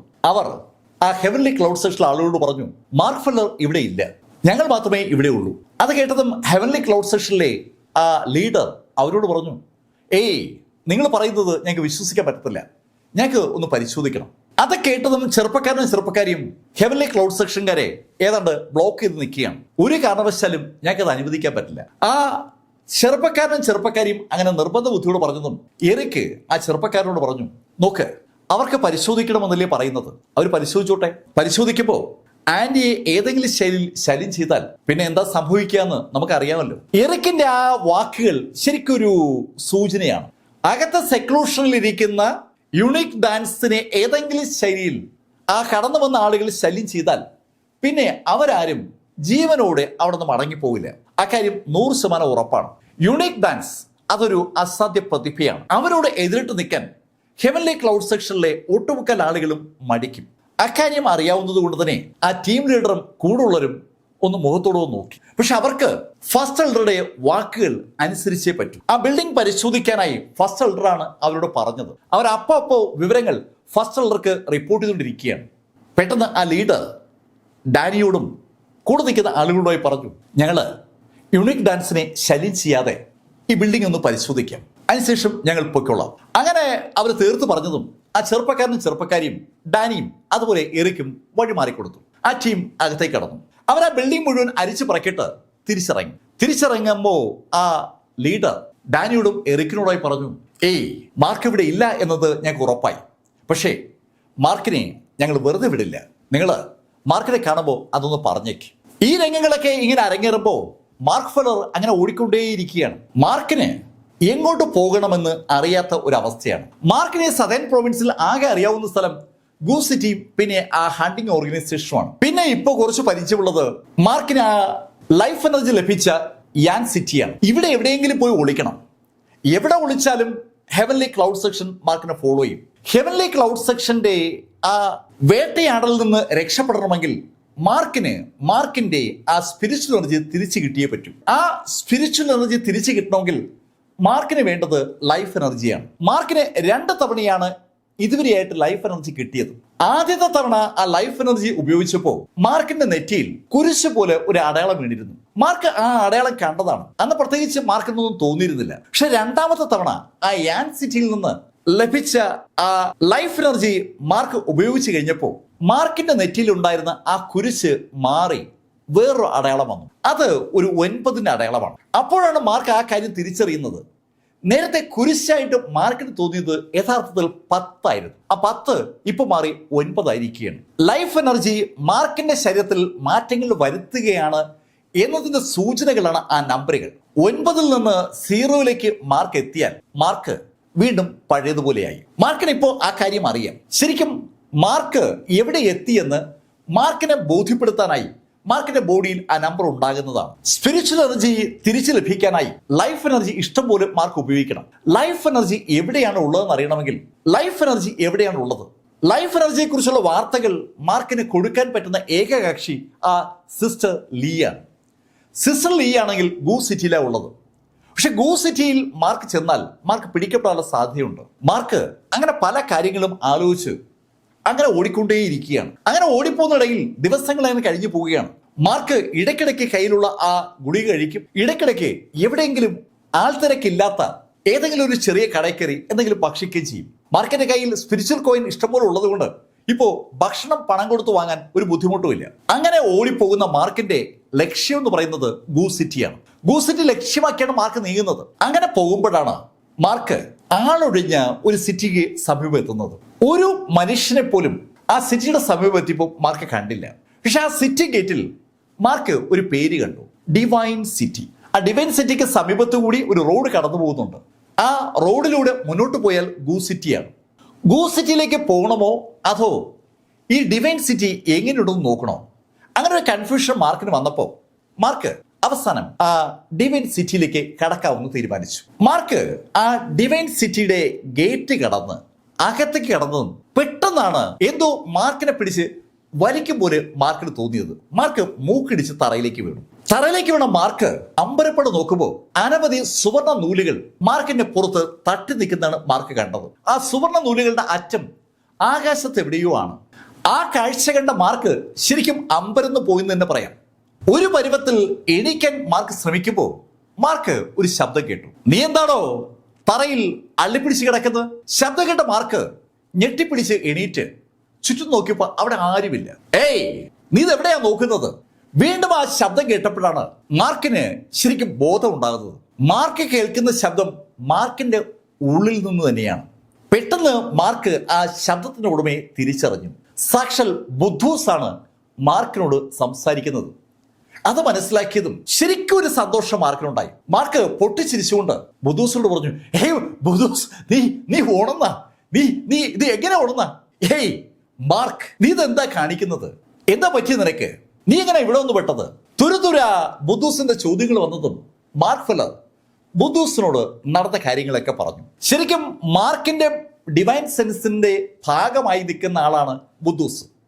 ബുദ്ധൂസ് മാർക്കിനൊപ്പം ഭൂമിയിലാണ് ഉണ്ടായിരുന്നത്. മാർക്ക് ഇപ്പോൾ ഹോളി റീജിയനിലാണെന്ന് കേട്ടപ്പോൾ ബുദ്ധൂസിന് ശരിക്കും ഒരു അതിശയം. കാര്യങ്ങൾ കേട്ട് കഴിഞ്ഞതും ബുദ്ധൂസ് മാർക്കിനോട് പറഞ്ഞു, ഏയ് മാർക്ക്, നീ ആ ഹെവൻലി ക്ലൗഡ് സെക്ഷൻകാരെയാണോ എതിരിട്ടിരിക്കുന്നത്? അവരെ എതിരിട്ട് നിനക്ക് മുന്നോട്ട് പോകാൻ പറ്റില്ലല്ലോ. ഏയ് ബുദ്ധൂസ്, എനിക്ക് അതൊന്നും അല്ല കേൾക്കേണ്ടത്. എങ്ങനെ എനിക്ക് രക്ഷപ്പെടാം? അതാണ് നീ പറയേണ്ടത്. അത് കേട്ടതും ബുദ്ധൂസ് പറഞ്ഞു, നിന്നെ രക്ഷിക്കാൻ എനിക്ക് പറ്റും. നീ ഇപ്പൊ ഈ കണ്ട ഈ സ്വർണ്ണ നൂലുകളില്ലേ, ഇവ ഉപയോഗിച്ച് ഒരു കാര്യം ഇവിടെ പൂർത്തീകരിക്കാം. ബുദ്ധൂസ്, നീ എന്താ പറയുന്നത്? മാർക്ക്, ഈ സുവർണ നൂലുകൾ ശരിക്കും ഒരു ഫോർമേഷന്റെ ഭാഗമാണ്. അതിശക്തരായ ആരോ ഈ സിറ്റിക്ക് ഒരു ഫോർമേഷൻ സൃഷ്ടിച്ചിട്ടുണ്ട്. ആ ഫോർമേഷൻ ഞാൻ നിനക്ക് വേണ്ടി ക്രമീകരിച്ചു തരാം. പക്ഷേ ഒരു പ്രശ്നമുണ്ട്. ആ ഫോർമേഷൻ ക്രമീകരിക്കുമ്പോഴേക്കും ഞാൻ പിന്നെ ഉറങ്ങിപ്പോവും. ഏയ് ബുദ്ധൂസ്, നീ എന്താ പറയുന്നത്? ആ ഫോർമേഷൻ ക്രമീകരിച്ചു കഴിഞ്ഞാൽ ഞാനും ഇതിനകത്ത് പെട്ടുപോകില്ലേ? അതങ്ങനെയാണ്. നിന്നെ അകത്ത് കയറി ആരും പിടിക്കില്ല, പക്ഷേ നീ പുറത്തിറങ്ങിയാൽ പിടിക്കപ്പെടും. ബുദ്ധൂസ് കാര്യം വ്യക്തമാക്കിയതും മാർക്ക് ബുദ്ധൂസിനോട് പറഞ്ഞു, ഏയ് ബുദ്ധൂസ്, അത് പറ്റത്തില്ല. എനിക്ക് എന്റെ ശക്തി വീണ്ടെടുത്തേ പറ്റൂ. അതിന് എനിക്ക് ഗൂ സിറ്റിയിലേക്ക് പോകണം. മാർക്ക്, നീ ഗൂസ് സിറ്റിയിലേക്ക് പോയാൽ ആ ഹെവൻലി ക്ലൗഡ് സെക്ഷൻകാർ നിന്നെ പിടിക്കത്തില്ലേ? ബുദ്ധൂസിന്റെ ചോദ്യത്തിൽ ഒരുപാട് കാര്യങ്ങളുണ്ട്. അത് കേട്ടതും മാർക്ക് ബുദ്ധൂസിനോട് പറഞ്ഞു, നോക്കട്ടെ, എനിക്ക് അവിടെ ഒരു സഹായമുണ്ട്, അവളോട് ഞാനൊന്ന് സംസാരിച്ചു നോക്കാം, അവൾ വിചാരിച്ചാൽ ചിലപ്പോൾ എന്നെ സഹായിക്കാൻ പറ്റിയേക്കും. അങ്ങനെ പറഞ്ഞുകൊണ്ട് മാർക്ക് ഫെല്ലർ ആ ഡിവൈൻ സിറ്റിയിൽ നിന്ന് പുറത്തു കടന്നു. ഡിവൈൻ സിറ്റിയിൽ നിന്ന് ഗൂസ് സിറ്റിയിലേക്കുള്ള മാർക്കിന്റെ തുടർന്നുള്ള യാത്ര മാർക്കിന് അധികം ബുദ്ധിമുട്ടില്ലായിരുന്നു. കാരണം മാർക്കിന് സംസാരിക്കാൻ ഇപ്പോൾ ഒരു കൂട്ടുണ്ട്. സംസാരിക്കുന്ന കൂട്ടത്തിൽ ബുദ്ധൂസ് മാർക്കിനോട് ചോദിച്ചു, മാർക്ക്, നീ കാണാൻ പോകുന്ന പെൺകുട്ടി ശരിക്കും നിന്നെ സഹായിക്കൂ? അവള് നിന്നെ ചതിച്ചാലോ? ബുദ്ധൂസ്, അങ്ങനെ ഒന്നും ചെയ്യത്തില്ല. മാർക്ക്, അങ്ങനെ ആരെയും കണ്ണടച്ച് വിശ്വസിക്കരുത്. ഈ ഹെവൻലി ക്ലൗഡ് സെക്ഷൻ ശക്തമായ സെക്ഷനാണ്.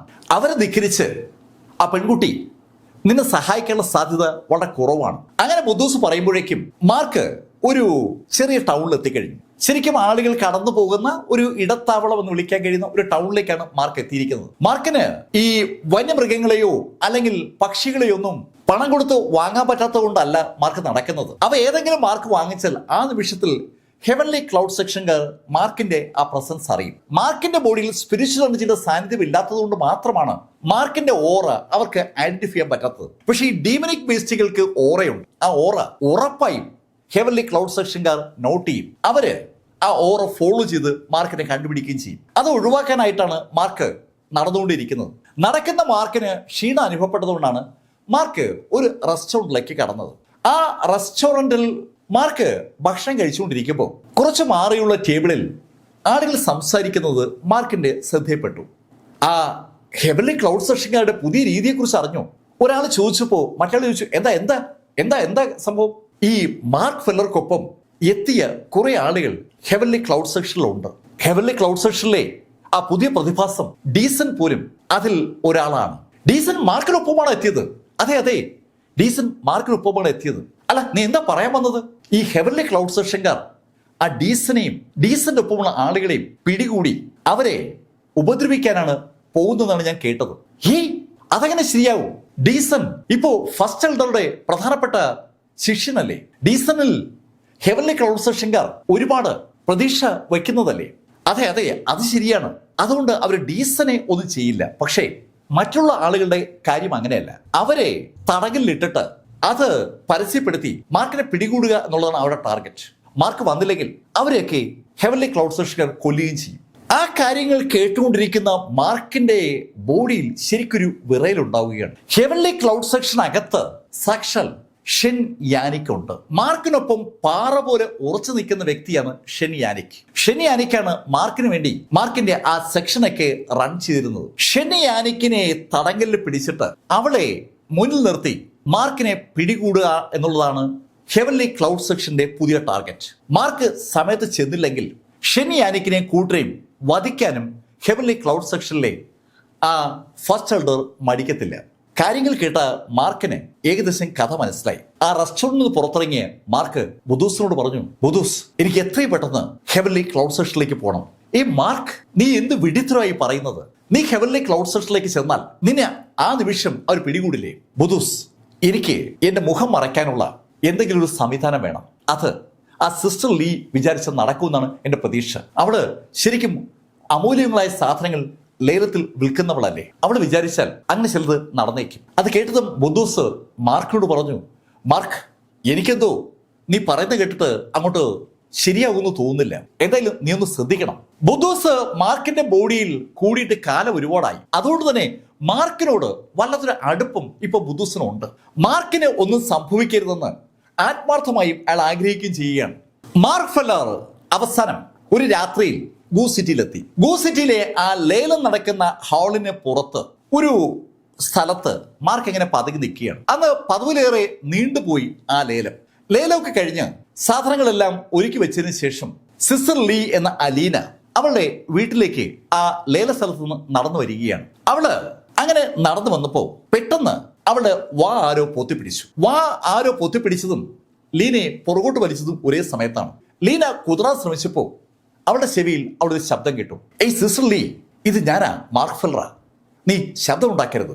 അങ്ങനെ പറഞ്ഞിട്ട് മാർക്ക് പതുക്കെ കൈയെടുത്തു. മാർക്കിനെ കണ്ട സിസ്റ്റർ ലീ ശരിക്കും ഞെട്ടിപ്പോവുകയാണ്. സിസ്റ്റർ ലീ എന്ന അലീന മാർക്കിനോട് ചോദിച്ചു, മാർക്ക്, നീ എന്തിനാ ഇപ്പൊ ഇവിടെ വന്നത്? നിന്നെ തിരക്കി ആ ഹെവൻലി ക്ലൗഡ് സെർച്ചിക്കാർ ഒരുപാട് ആളുകളെ ഇവിടേക്ക് നിയോഗിച്ചിരിക്കുകയാണ്. അത് കേട്ടതും മാർക്ക് സിസ്റ്റർ ലിയോട് പറഞ്ഞു, ഏയ് സിസ്റ്റർ, എനിക്ക് നിന്റെ സഹായം വേണം. എനിക്ക് അടിയന്തരമായി 2 കാര്യങ്ങൾ നീ ചെയ്തു തരണം. ഒന്ന്, എന്റെ ഈ മുഖം ഒന്ന് മറയ്ക്കാൻ എന്തെങ്കിലും ഒരു മാന്ത്രിക സംവിധാനം നീ എനിക്ക് തരണം. 2, എനിക്ക് എത്രയും പെട്ടെന്ന് ലൈഫ് എനർജി കിട്ടണം. അതിന് നീ എന്തെങ്കിലും ചെയ്യണം. മാർക്കിന്റെ സ്പിരിച്വൽ എനർജി തിരിച്ചു പിടിക്കാതെ മാർക്കിന് ഈ ഹെവൻലി റീജിയനകത്ത് പിടിച്ചു നിൽക്കാൻ പറ്റില്ലെന്ന് മാർക്കിന് ഇപ്പൊ ഏതാണ്ട് പൂർണ്ണ ഉറപ്പാണ്. വന്ന ദിവസം മുതൽ മാർക്ക് ഓടിക്കൊണ്ടിരിക്കുകയാണ്.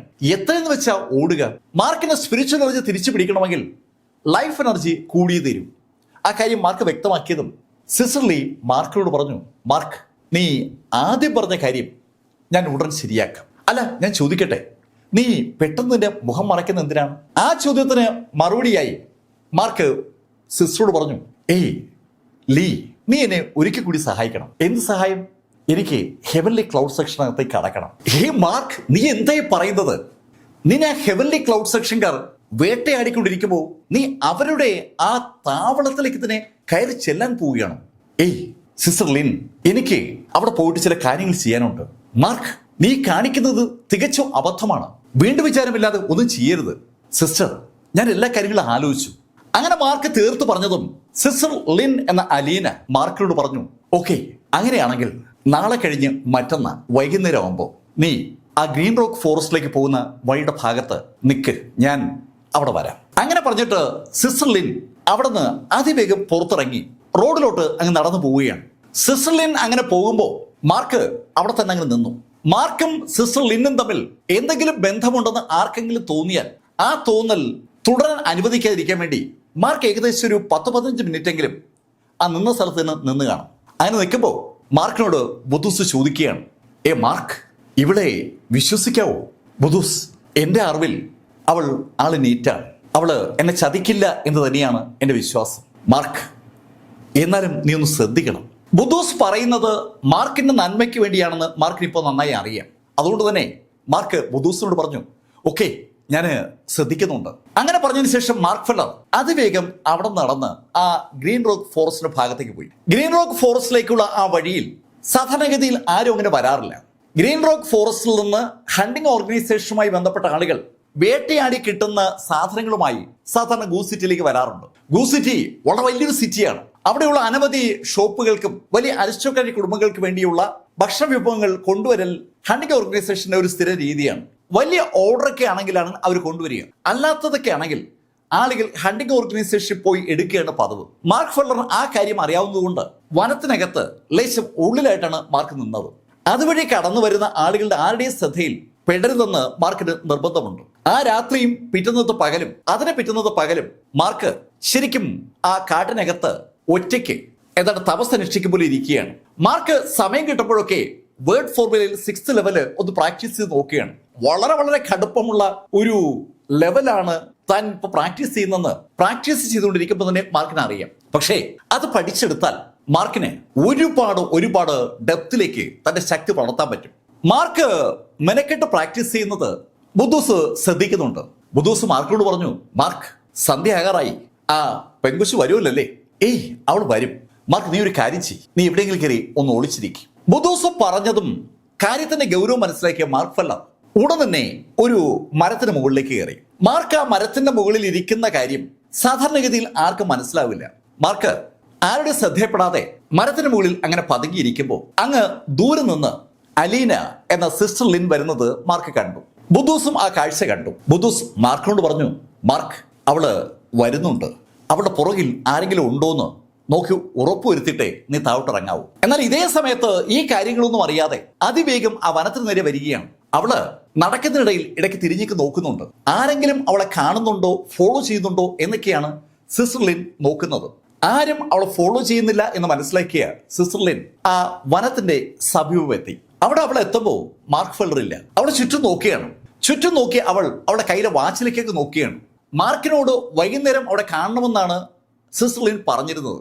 എന്നിട്ട് മാർക്ക് എന്തേ വരാൻ താമസിക്കുന്നത്? ആ ഒരു ചോദ്യം അവളുടെ മുഖത്ത് നിന്ന് ആർക്കും വായിച്ചെടുക്കാം. അവള് ചുറ്റും അക്ഷമയോടെ അങ്ങനെ നോക്കിക്കൊണ്ടിരിക്കുമ്പോൾ മാർക്ക് ഫെല്ലർ ഇതൊക്കെ കണ്ടുകൊണ്ട് മരത്തിന് മുകളിൽ ഇരിക്കുകയാണ്. ഏകദേശം ഒരു 6-7 മിനിറ്റെങ്കിലും മാർക്ക് അത് കണ്ടുകൊണ്ടിരുന്നു.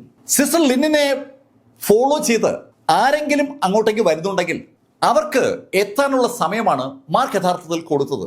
ആരും എത്തുന്നില്ല എന്ന് മാർക്കിന് ഉറപ്പാക്കേണ്ടതുണ്ട്. ഏകദേശം 10 മിനിറ്റ് ആയിട്ടും മാർക്കിനെ കാണാതെ വന്നപ്പോൾ ലിന് ശരിക്കും അസ്വസ്ഥയായി. അവള് ചുറ്റും നോക്കുമ്പോൾ ഇരുട്ട് പരന്നു തുടങ്ങിയിട്ടുണ്ട്. ഇരുട്ടത്ത് ആ വനത്തിന്റെ വശത്ത് അങ്ങനെ നിൽക്കുന്നത് അത്ര നല്ല തീരുമാനമല്ല എന്ന് സിസ്റ്റർ ലിന് നന്നായിട്ട് അറിയാം. അവള് ചുറ്റും നോക്കിയിട്ട് മാർക്കിനെ കാണാഞ്ഞപ്പോ പോവാൻ തുടങ്ങുമ്പോഴാണ് മരത്തിന്റെ മുകളിൽ നിന്ന് മാർക്ക് താഴേക്ക് ചാടുന്നത്. ശബ്ദം കേട്ട് സിസ്റ്റർ ലിൻ തിരിഞ്ഞു നോക്കുമ്പോൾ സിസ്റ്റർ ലിൻ കാണുന്നത് സാക്ഷാൽ മാർക്ക് ഫെല്ലറെയാണ്. മാർക്ക്, ഇത് എന്താ? സിസ്റ്റർ, ഞാനിവിടെ മരത്തിന്റെ മുകളിൽ ഉണ്ടായിരുന്നു. മാർക്ക് ബാക്കി പറയാതെ തന്നെ സിസ്റ്റർ ലിനെ കഥ മനസ്സിലായി. മാർക്ക്, നിനക്ക് ഇപ്പോഴും എന്നിൽ സംശയം ഉണ്ടല്ലേ? സിസ്റ്റർ, അങ്ങനെയൊന്നും അല്ല, ഞാന് കുറച്ച് കരുതലെടുക്കുന്നേ ഉള്ളൂ. ഓക്കെ, ഞാൻ തർക്കിക്കുന്നില്ല. മാർക്ക്, നീ പറഞ്ഞ കാര്യം ഞാൻ കൊണ്ടുവന്നിട്ടുണ്ട്. അങ്ങനെ പറഞ്ഞിട്ട് സിസ്റ്റർ ലിൻ ഒരു ചെറിയ ബോക്സ് എടുത്ത് മാർക്കിന്റെ കയ്യിലേക്ക് കൊടുത്തു. മാർക്ക് ആ ബോക്സിലേക്ക് നോക്കിയിട്ട് സിസ്റ്ററോട് ചോദിച്ചു, അല്ല സിസ്റ്റർ ലിൻ, എന്താ ഈ സംഭവം? മാർക്ക്, ഇത് ഒരു ക്രീമാണ്. നീ ഈ ക്രീം നിന്റെ മുഖത്ത് തേച്ച് പിടിപ്പിക്കുക. എന്നിട്ട് ഒരു 30 മിനിറ്റ് കഴിയുമ്പോൾ മുഖം ഒന്ന് കഴുകിയാൽ മതി. അപ്പോ മാർക്ക്, നിനക്ക് നിന്റെ പഴയ മുഖം ആ സമയത്ത് നഷ്ടമായിരിക്കും. സിസ്റ്റർ എന്താ പറയുന്നത്? പിന്നീട് എനിക്ക് എന്റെ മുഖം കിട്ടില്ലേ? മാർക്ക്, ഇത് തികച്ചും താൽക്കാലികമാണ്. എന്നാൽ എത്ര ദിവസത്തേക്ക് ആ മുഖം ഉണ്ടാവും? മാർക്ക്, പരമാവധി 1 മാസം. അത്രയും നാളെ ഈ ക്രീം ഉപയോഗിച്ച് നിന്റെ മുഖത്തെ മറച്ചു പിടിക്കാൻ പറ്റും. ശരിക്കും ഒരു മാന്ത്രിക മരുന്നാണ് അലീന എന്ന സിസ്റ്റർ ലിൻ മാർക്കിന്റെ കയ്യിലേക്ക് കൊടുത്തത്. മാർക്ക് ആ മരുന്നിലേക്ക് സൂക്ഷിച്ചു നോക്കിയിട്ട് സിസ്റ്റർ ലിനോട് ചോദിച്ചു, സിസ്റ്റർ, അപ്പോ ഞാൻ പറഞ്ഞ രണ്ടാമത്തെ കാര്യം? മാർക്ക്, നിന്റെ മുഖം നീ മാറ്റിക്കഴിഞ്ഞാൽ നീ നേരെ ചെല്ലേണ്ടത് ഹെവൻലി ക്ലൗഡ് സെക്ഷൻ അടുത്തേക്കാണ്. അവിടെ ഹെവൻലി ക്ലൗഡ് സെക്ഷനിൽ നിന്ന് ഏകദേശം ഒരു 2 കിലോമീറ്റർ മാറി ഒരു ടൗൺ ഉണ്ട്. ആ ടൗണിൽ ഫീനിക്സ് എന്ന പേരുള്ള ഒരു റെസ്റ്റോറന്റ് ഉണ്ട്. അത്യാവശ്യ സൗകര്യങ്ങളൊക്കെ ഉള്ള ഒരു നല്ല റെസ്റ്റോറന്റ് ആണ്. അവിടെ നീ ചെന്നിട്ട് ആ കട ഉടമസ്ഥന്റെ കയ്യിലേക്ക് ഈ പേപ്പർ കൊടുക്കണം. അങ്ങനെ പറഞ്ഞിട്ട് അവൾ എഴുതി തയ്യാറാക്കിയ ഒരു കത്ത് മാർക്ക് കയ്യിലേക്ക് കൊടുത്തു. മാർക്ക് ആ കത്ത് വാങ്ങിച്ച് മാർക്കിന്റെ കോട്ടിലേക്ക് ഇട്ടു. സിസ്റ്റർ, അയാള് നമ്മളെ സഹായിക്കൂ. മാർക്ക്, അയാള് ശരിക്കും ഒരു നല്ല മനുഷ്യനാണ്, എന്നെ വലിയ കാര്യമാണ്, അയാള് എന്തായാലും മാർക്കിനെ സഹായിക്കും. അങ്ങനെ പറഞ്ഞിട്ട് സിസ്റ്റർ ലിൻ മാർക്കിനോട് പറഞ്ഞു, മാർക്ക്, പിന്നെ ലൈഫ് എനർജിയുടെ കാര്യം അത് ഞാൻ തിരക്കിക്കൊണ്ടിരിക്കുകയാണ്, ഞാൻ സമയമാകുമ്പോൾ മാർക്കിനെ അറിയിക്കാം. അങ്ങനെ പറഞ്ഞതിന് ശേഷം സിസ്റ്റർ മാർക്കിനോട് പറഞ്ഞു, മാർക്ക്, ഇനി ഞാൻ ഇവിടെ നിൽക്കുന്നില്ല. അങ്ങനെ പറഞ്ഞിട്ട് സിസ്റ്റർ ലിൻ അതിവേഗം അവിടെ നിന്ന് വേഗം അവൾ വന്ന വഴിയിലേക്ക് തിരിച്ചു നടന്നു. സിസ്റ്റർ ലിൻ നടന്നു തുടങ്ങിയതും മാർക്ക് വനത്തിനകത്തേക്ക് മാറി അവിടെ നിന്ന് സിസ്റ്റർ ലിനെ തന്നെ നോക്കി നിൽക്കുകയാണ്. സിസ്റ്റർ ലിൻ കണ്ണിന്ന് മറയുന്നവരെ മാർക്ക് ഫെല്ലർ ഒരു അക്ഷരം പോലും മിണ്ടിയില്ല. അലീന കണ്ണിന്ന് മറഞ്ഞതും ബുദൂസ് മാർക്കിനോട് പറഞ്ഞു, മാർക്ക്, നീ അവൾ തന്ന ആ പേപ്പർ ഒന്നെടുത്ത് വായിച്ചു നോക്കി. ബുദൂസ് അത് പറഞ്ഞതും മാർക്ക് ഫെല്ലർ കോട്ടിന്റെ പോക്കറ്റിൽ അവനിട്ട ആ പേപ്പർ പുറത്തെടുത്തു. അതിൽ സിസ്റ്റർ ലിൻ ഒരു കത്ത് എഴുതിയിരിക്കുകയാണ്. ബദ സാഹോ, ഞാൻ എൻ്റെ സഹോദരനെ നിങ്ങളുടെ അടുത്തേക്ക് വിടുകയാണ്, അവന് ഒരു ജോലി കൊടുക്കണേ എന്ന് സ്നേഹപൂർവ്വം സിസ്റ്റർ ലിൻ. ആ കത്ത് മാർക്ക് വായിക്കുമ്പോൾ സ്വാഭാവികമായിട്ടും അതിലെ എഴുത്ത് ബുദൂസും കാണുന്നുണ്ട്. ബുദൂസ് മാർക്കിനോട് പറഞ്ഞു, മാർക്ക്, അവള് ഇതുവരെയും കുഴപ്പമൊന്നും കാണിച്ചിട്ടില്ല, എന്നാലും ഒരു ശ്രദ്ധ എപ്പോഴും നിനക്കുണ്ടാവണം. ബുദൂസ് അങ്ങനെ പറഞ്ഞതും മാർക്ക് ഫെല്ലർ ആ കത്ത് അവന്റെ കോട്ടിന്റെ പോക്കറ്റിലേക്ക് ഇട്ടിട്ട് ആ ക്രീമുമായി സമീപത്തുള്ള ഒരു നദിയുടെ അടുത്തേക്ക് നടന്നു. അവിടത്തേക്ക് മാർക്ക് ആ ബോക്സിന്റെ അടപ്പ് തുറന്ന് ക്രീം എടുത്ത് മുഖം മുഴുവൻ തേച്ചു.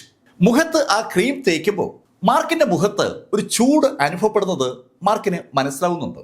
ആ ക്രീം ഏതാണ്ട് തേച്ച് തീരുമ്പോൾ മുഖത്ത് അനുഭവപ്പെടുന്ന ചൂടിന്റെ അളവും കൂടുകയാണ്. ശരിക്കും ആവിക്കകത്ത് തല പെട്ടതുപോലെ ഒരു ഫീലാണ് മാർക്കിന് തുടർന്ന് അനുഭവപ്പെട്ടത്. മാർക്കിന്റെ മുഖം ശരിക്കും നന്നായി തിളച്ചു തുടങ്ങി. തിളയ്ക്കുന്ന ആ മുഖത്തു നിന്ന് ആവി ഇങ്ങനെ പുറത്തേക്ക് വരികയാണ്. മാർക്ക് ആ നിമിഷത്തിൽ മാർക്കിന്റെ വാച്ചിലേക്ക് നോക്കി. മാർക്കിനോട് സിസ്റ്റർ ലിൻ പറഞ്ഞിരിക്കുന്നത് 30 മിനിറ്റ് കഴിയുമ്പോൾ മുഖം കഴുകാനാണ്. മാർക്ക് 30 മിനിറ്റ് ആകാൻ വേണ്ടി അങ്ങനെ കാത്തിരുന്നു.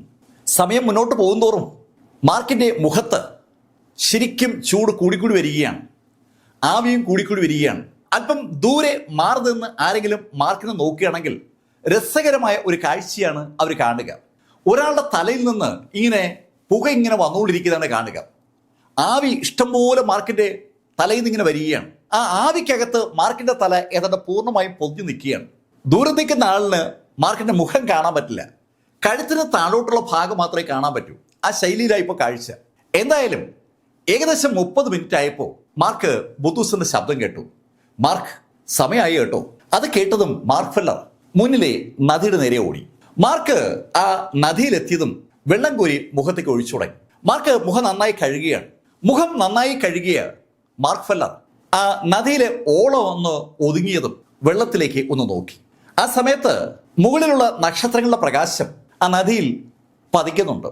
ആ നക്ഷത്ര പ്രകാശത്തിൽ മാർക്ക് ആ കാഴ്ച കണ്ടു. ആ വെള്ളത്തിലുള്ള ആരോ ഒരാൾ മാർക്കിനെ തന്നെ അങ്ങനെ സൂക്ഷിച്ച് നോക്കുന്നതാണ് മാർക്ക് കണ്ടത്. തികച്ചും അമ്പരന്നുപോയ മാർക്ക് പെട്ടെന്ന് ഞെട്ടി പിന്നോട്ട് മാറി. മാർക്കിനെ അങ്ങോട്ട് വിശ്വസിക്കാൻ പറ്റുന്നില്ല. ആ വെള്ളത്തിനടിയിൽ തന്നെ തന്നെ നോക്കി നിൽക്കുന്ന ഒരാൾ. പെട്ടെന്നാണ് മാർക്കിന് ഒരു ചിന്ത ഉണ്ടാവുന്നത്. മാർക്ക് ആ ചിന്ത വന്നതും വീണ്ടും ആ വെള്ളത്തിലേക്ക് നോക്കി. വെള്ളത്തിലേക്ക് നോക്കിയ മാർക്ക് ആ മുഖം മാത്രമല്ല താഴെയുള്ള ബോഡി ഒന്ന് നോക്കി പോവുകയാണ്. കഴുത്തിന് താഴോട്ട് മാർക്കിന്റെ ഡ്രസ്സാ മാർക്ക് കാണുന്നത്. കഴുത്തിന് മുകളിലോട്ട് മാർക്കിൻ്റെതല്ലാത്തൊരു മുഖം. സംശയം തോന്നിയ മാർക്ക് പെട്ടെന്ന് കൈയെടുത്ത് മുഖത്ത് വെച്ചതും മാർക്ക് ശരിക്കും ഞെട്ടി. തൻ്റെ മുഖത്തിന് പകരം തികച്ചും അമ്പരപ്പിക്കുന്ന മറ്റൊരു മുഖം ഇതാ ഉണ്ടായിരിക്കുകയാണ്. ആ മുഖം വെള്ളത്തിലൂടെ കണ്ട ബുദ്ധൂസ് ഒരേ ചിരി. മാർക്ക്, ഇപ്പോഴാണ് ശരിക്കും നീ ഒരു ബുദ്ധൂസ് ആയത്. മാർക്ക് ബുദ്ധൂസ് എന്ന് വിളിക്കുന്ന കക്ഷി തിരിച്ച് മാർക്കിന് ബുദ്ധൂസ് എന്ന് പറഞ്ഞപ്പോൾ മാർക്കും അറിയാതെ ചിരിച്ചു പോവുകയാണ്.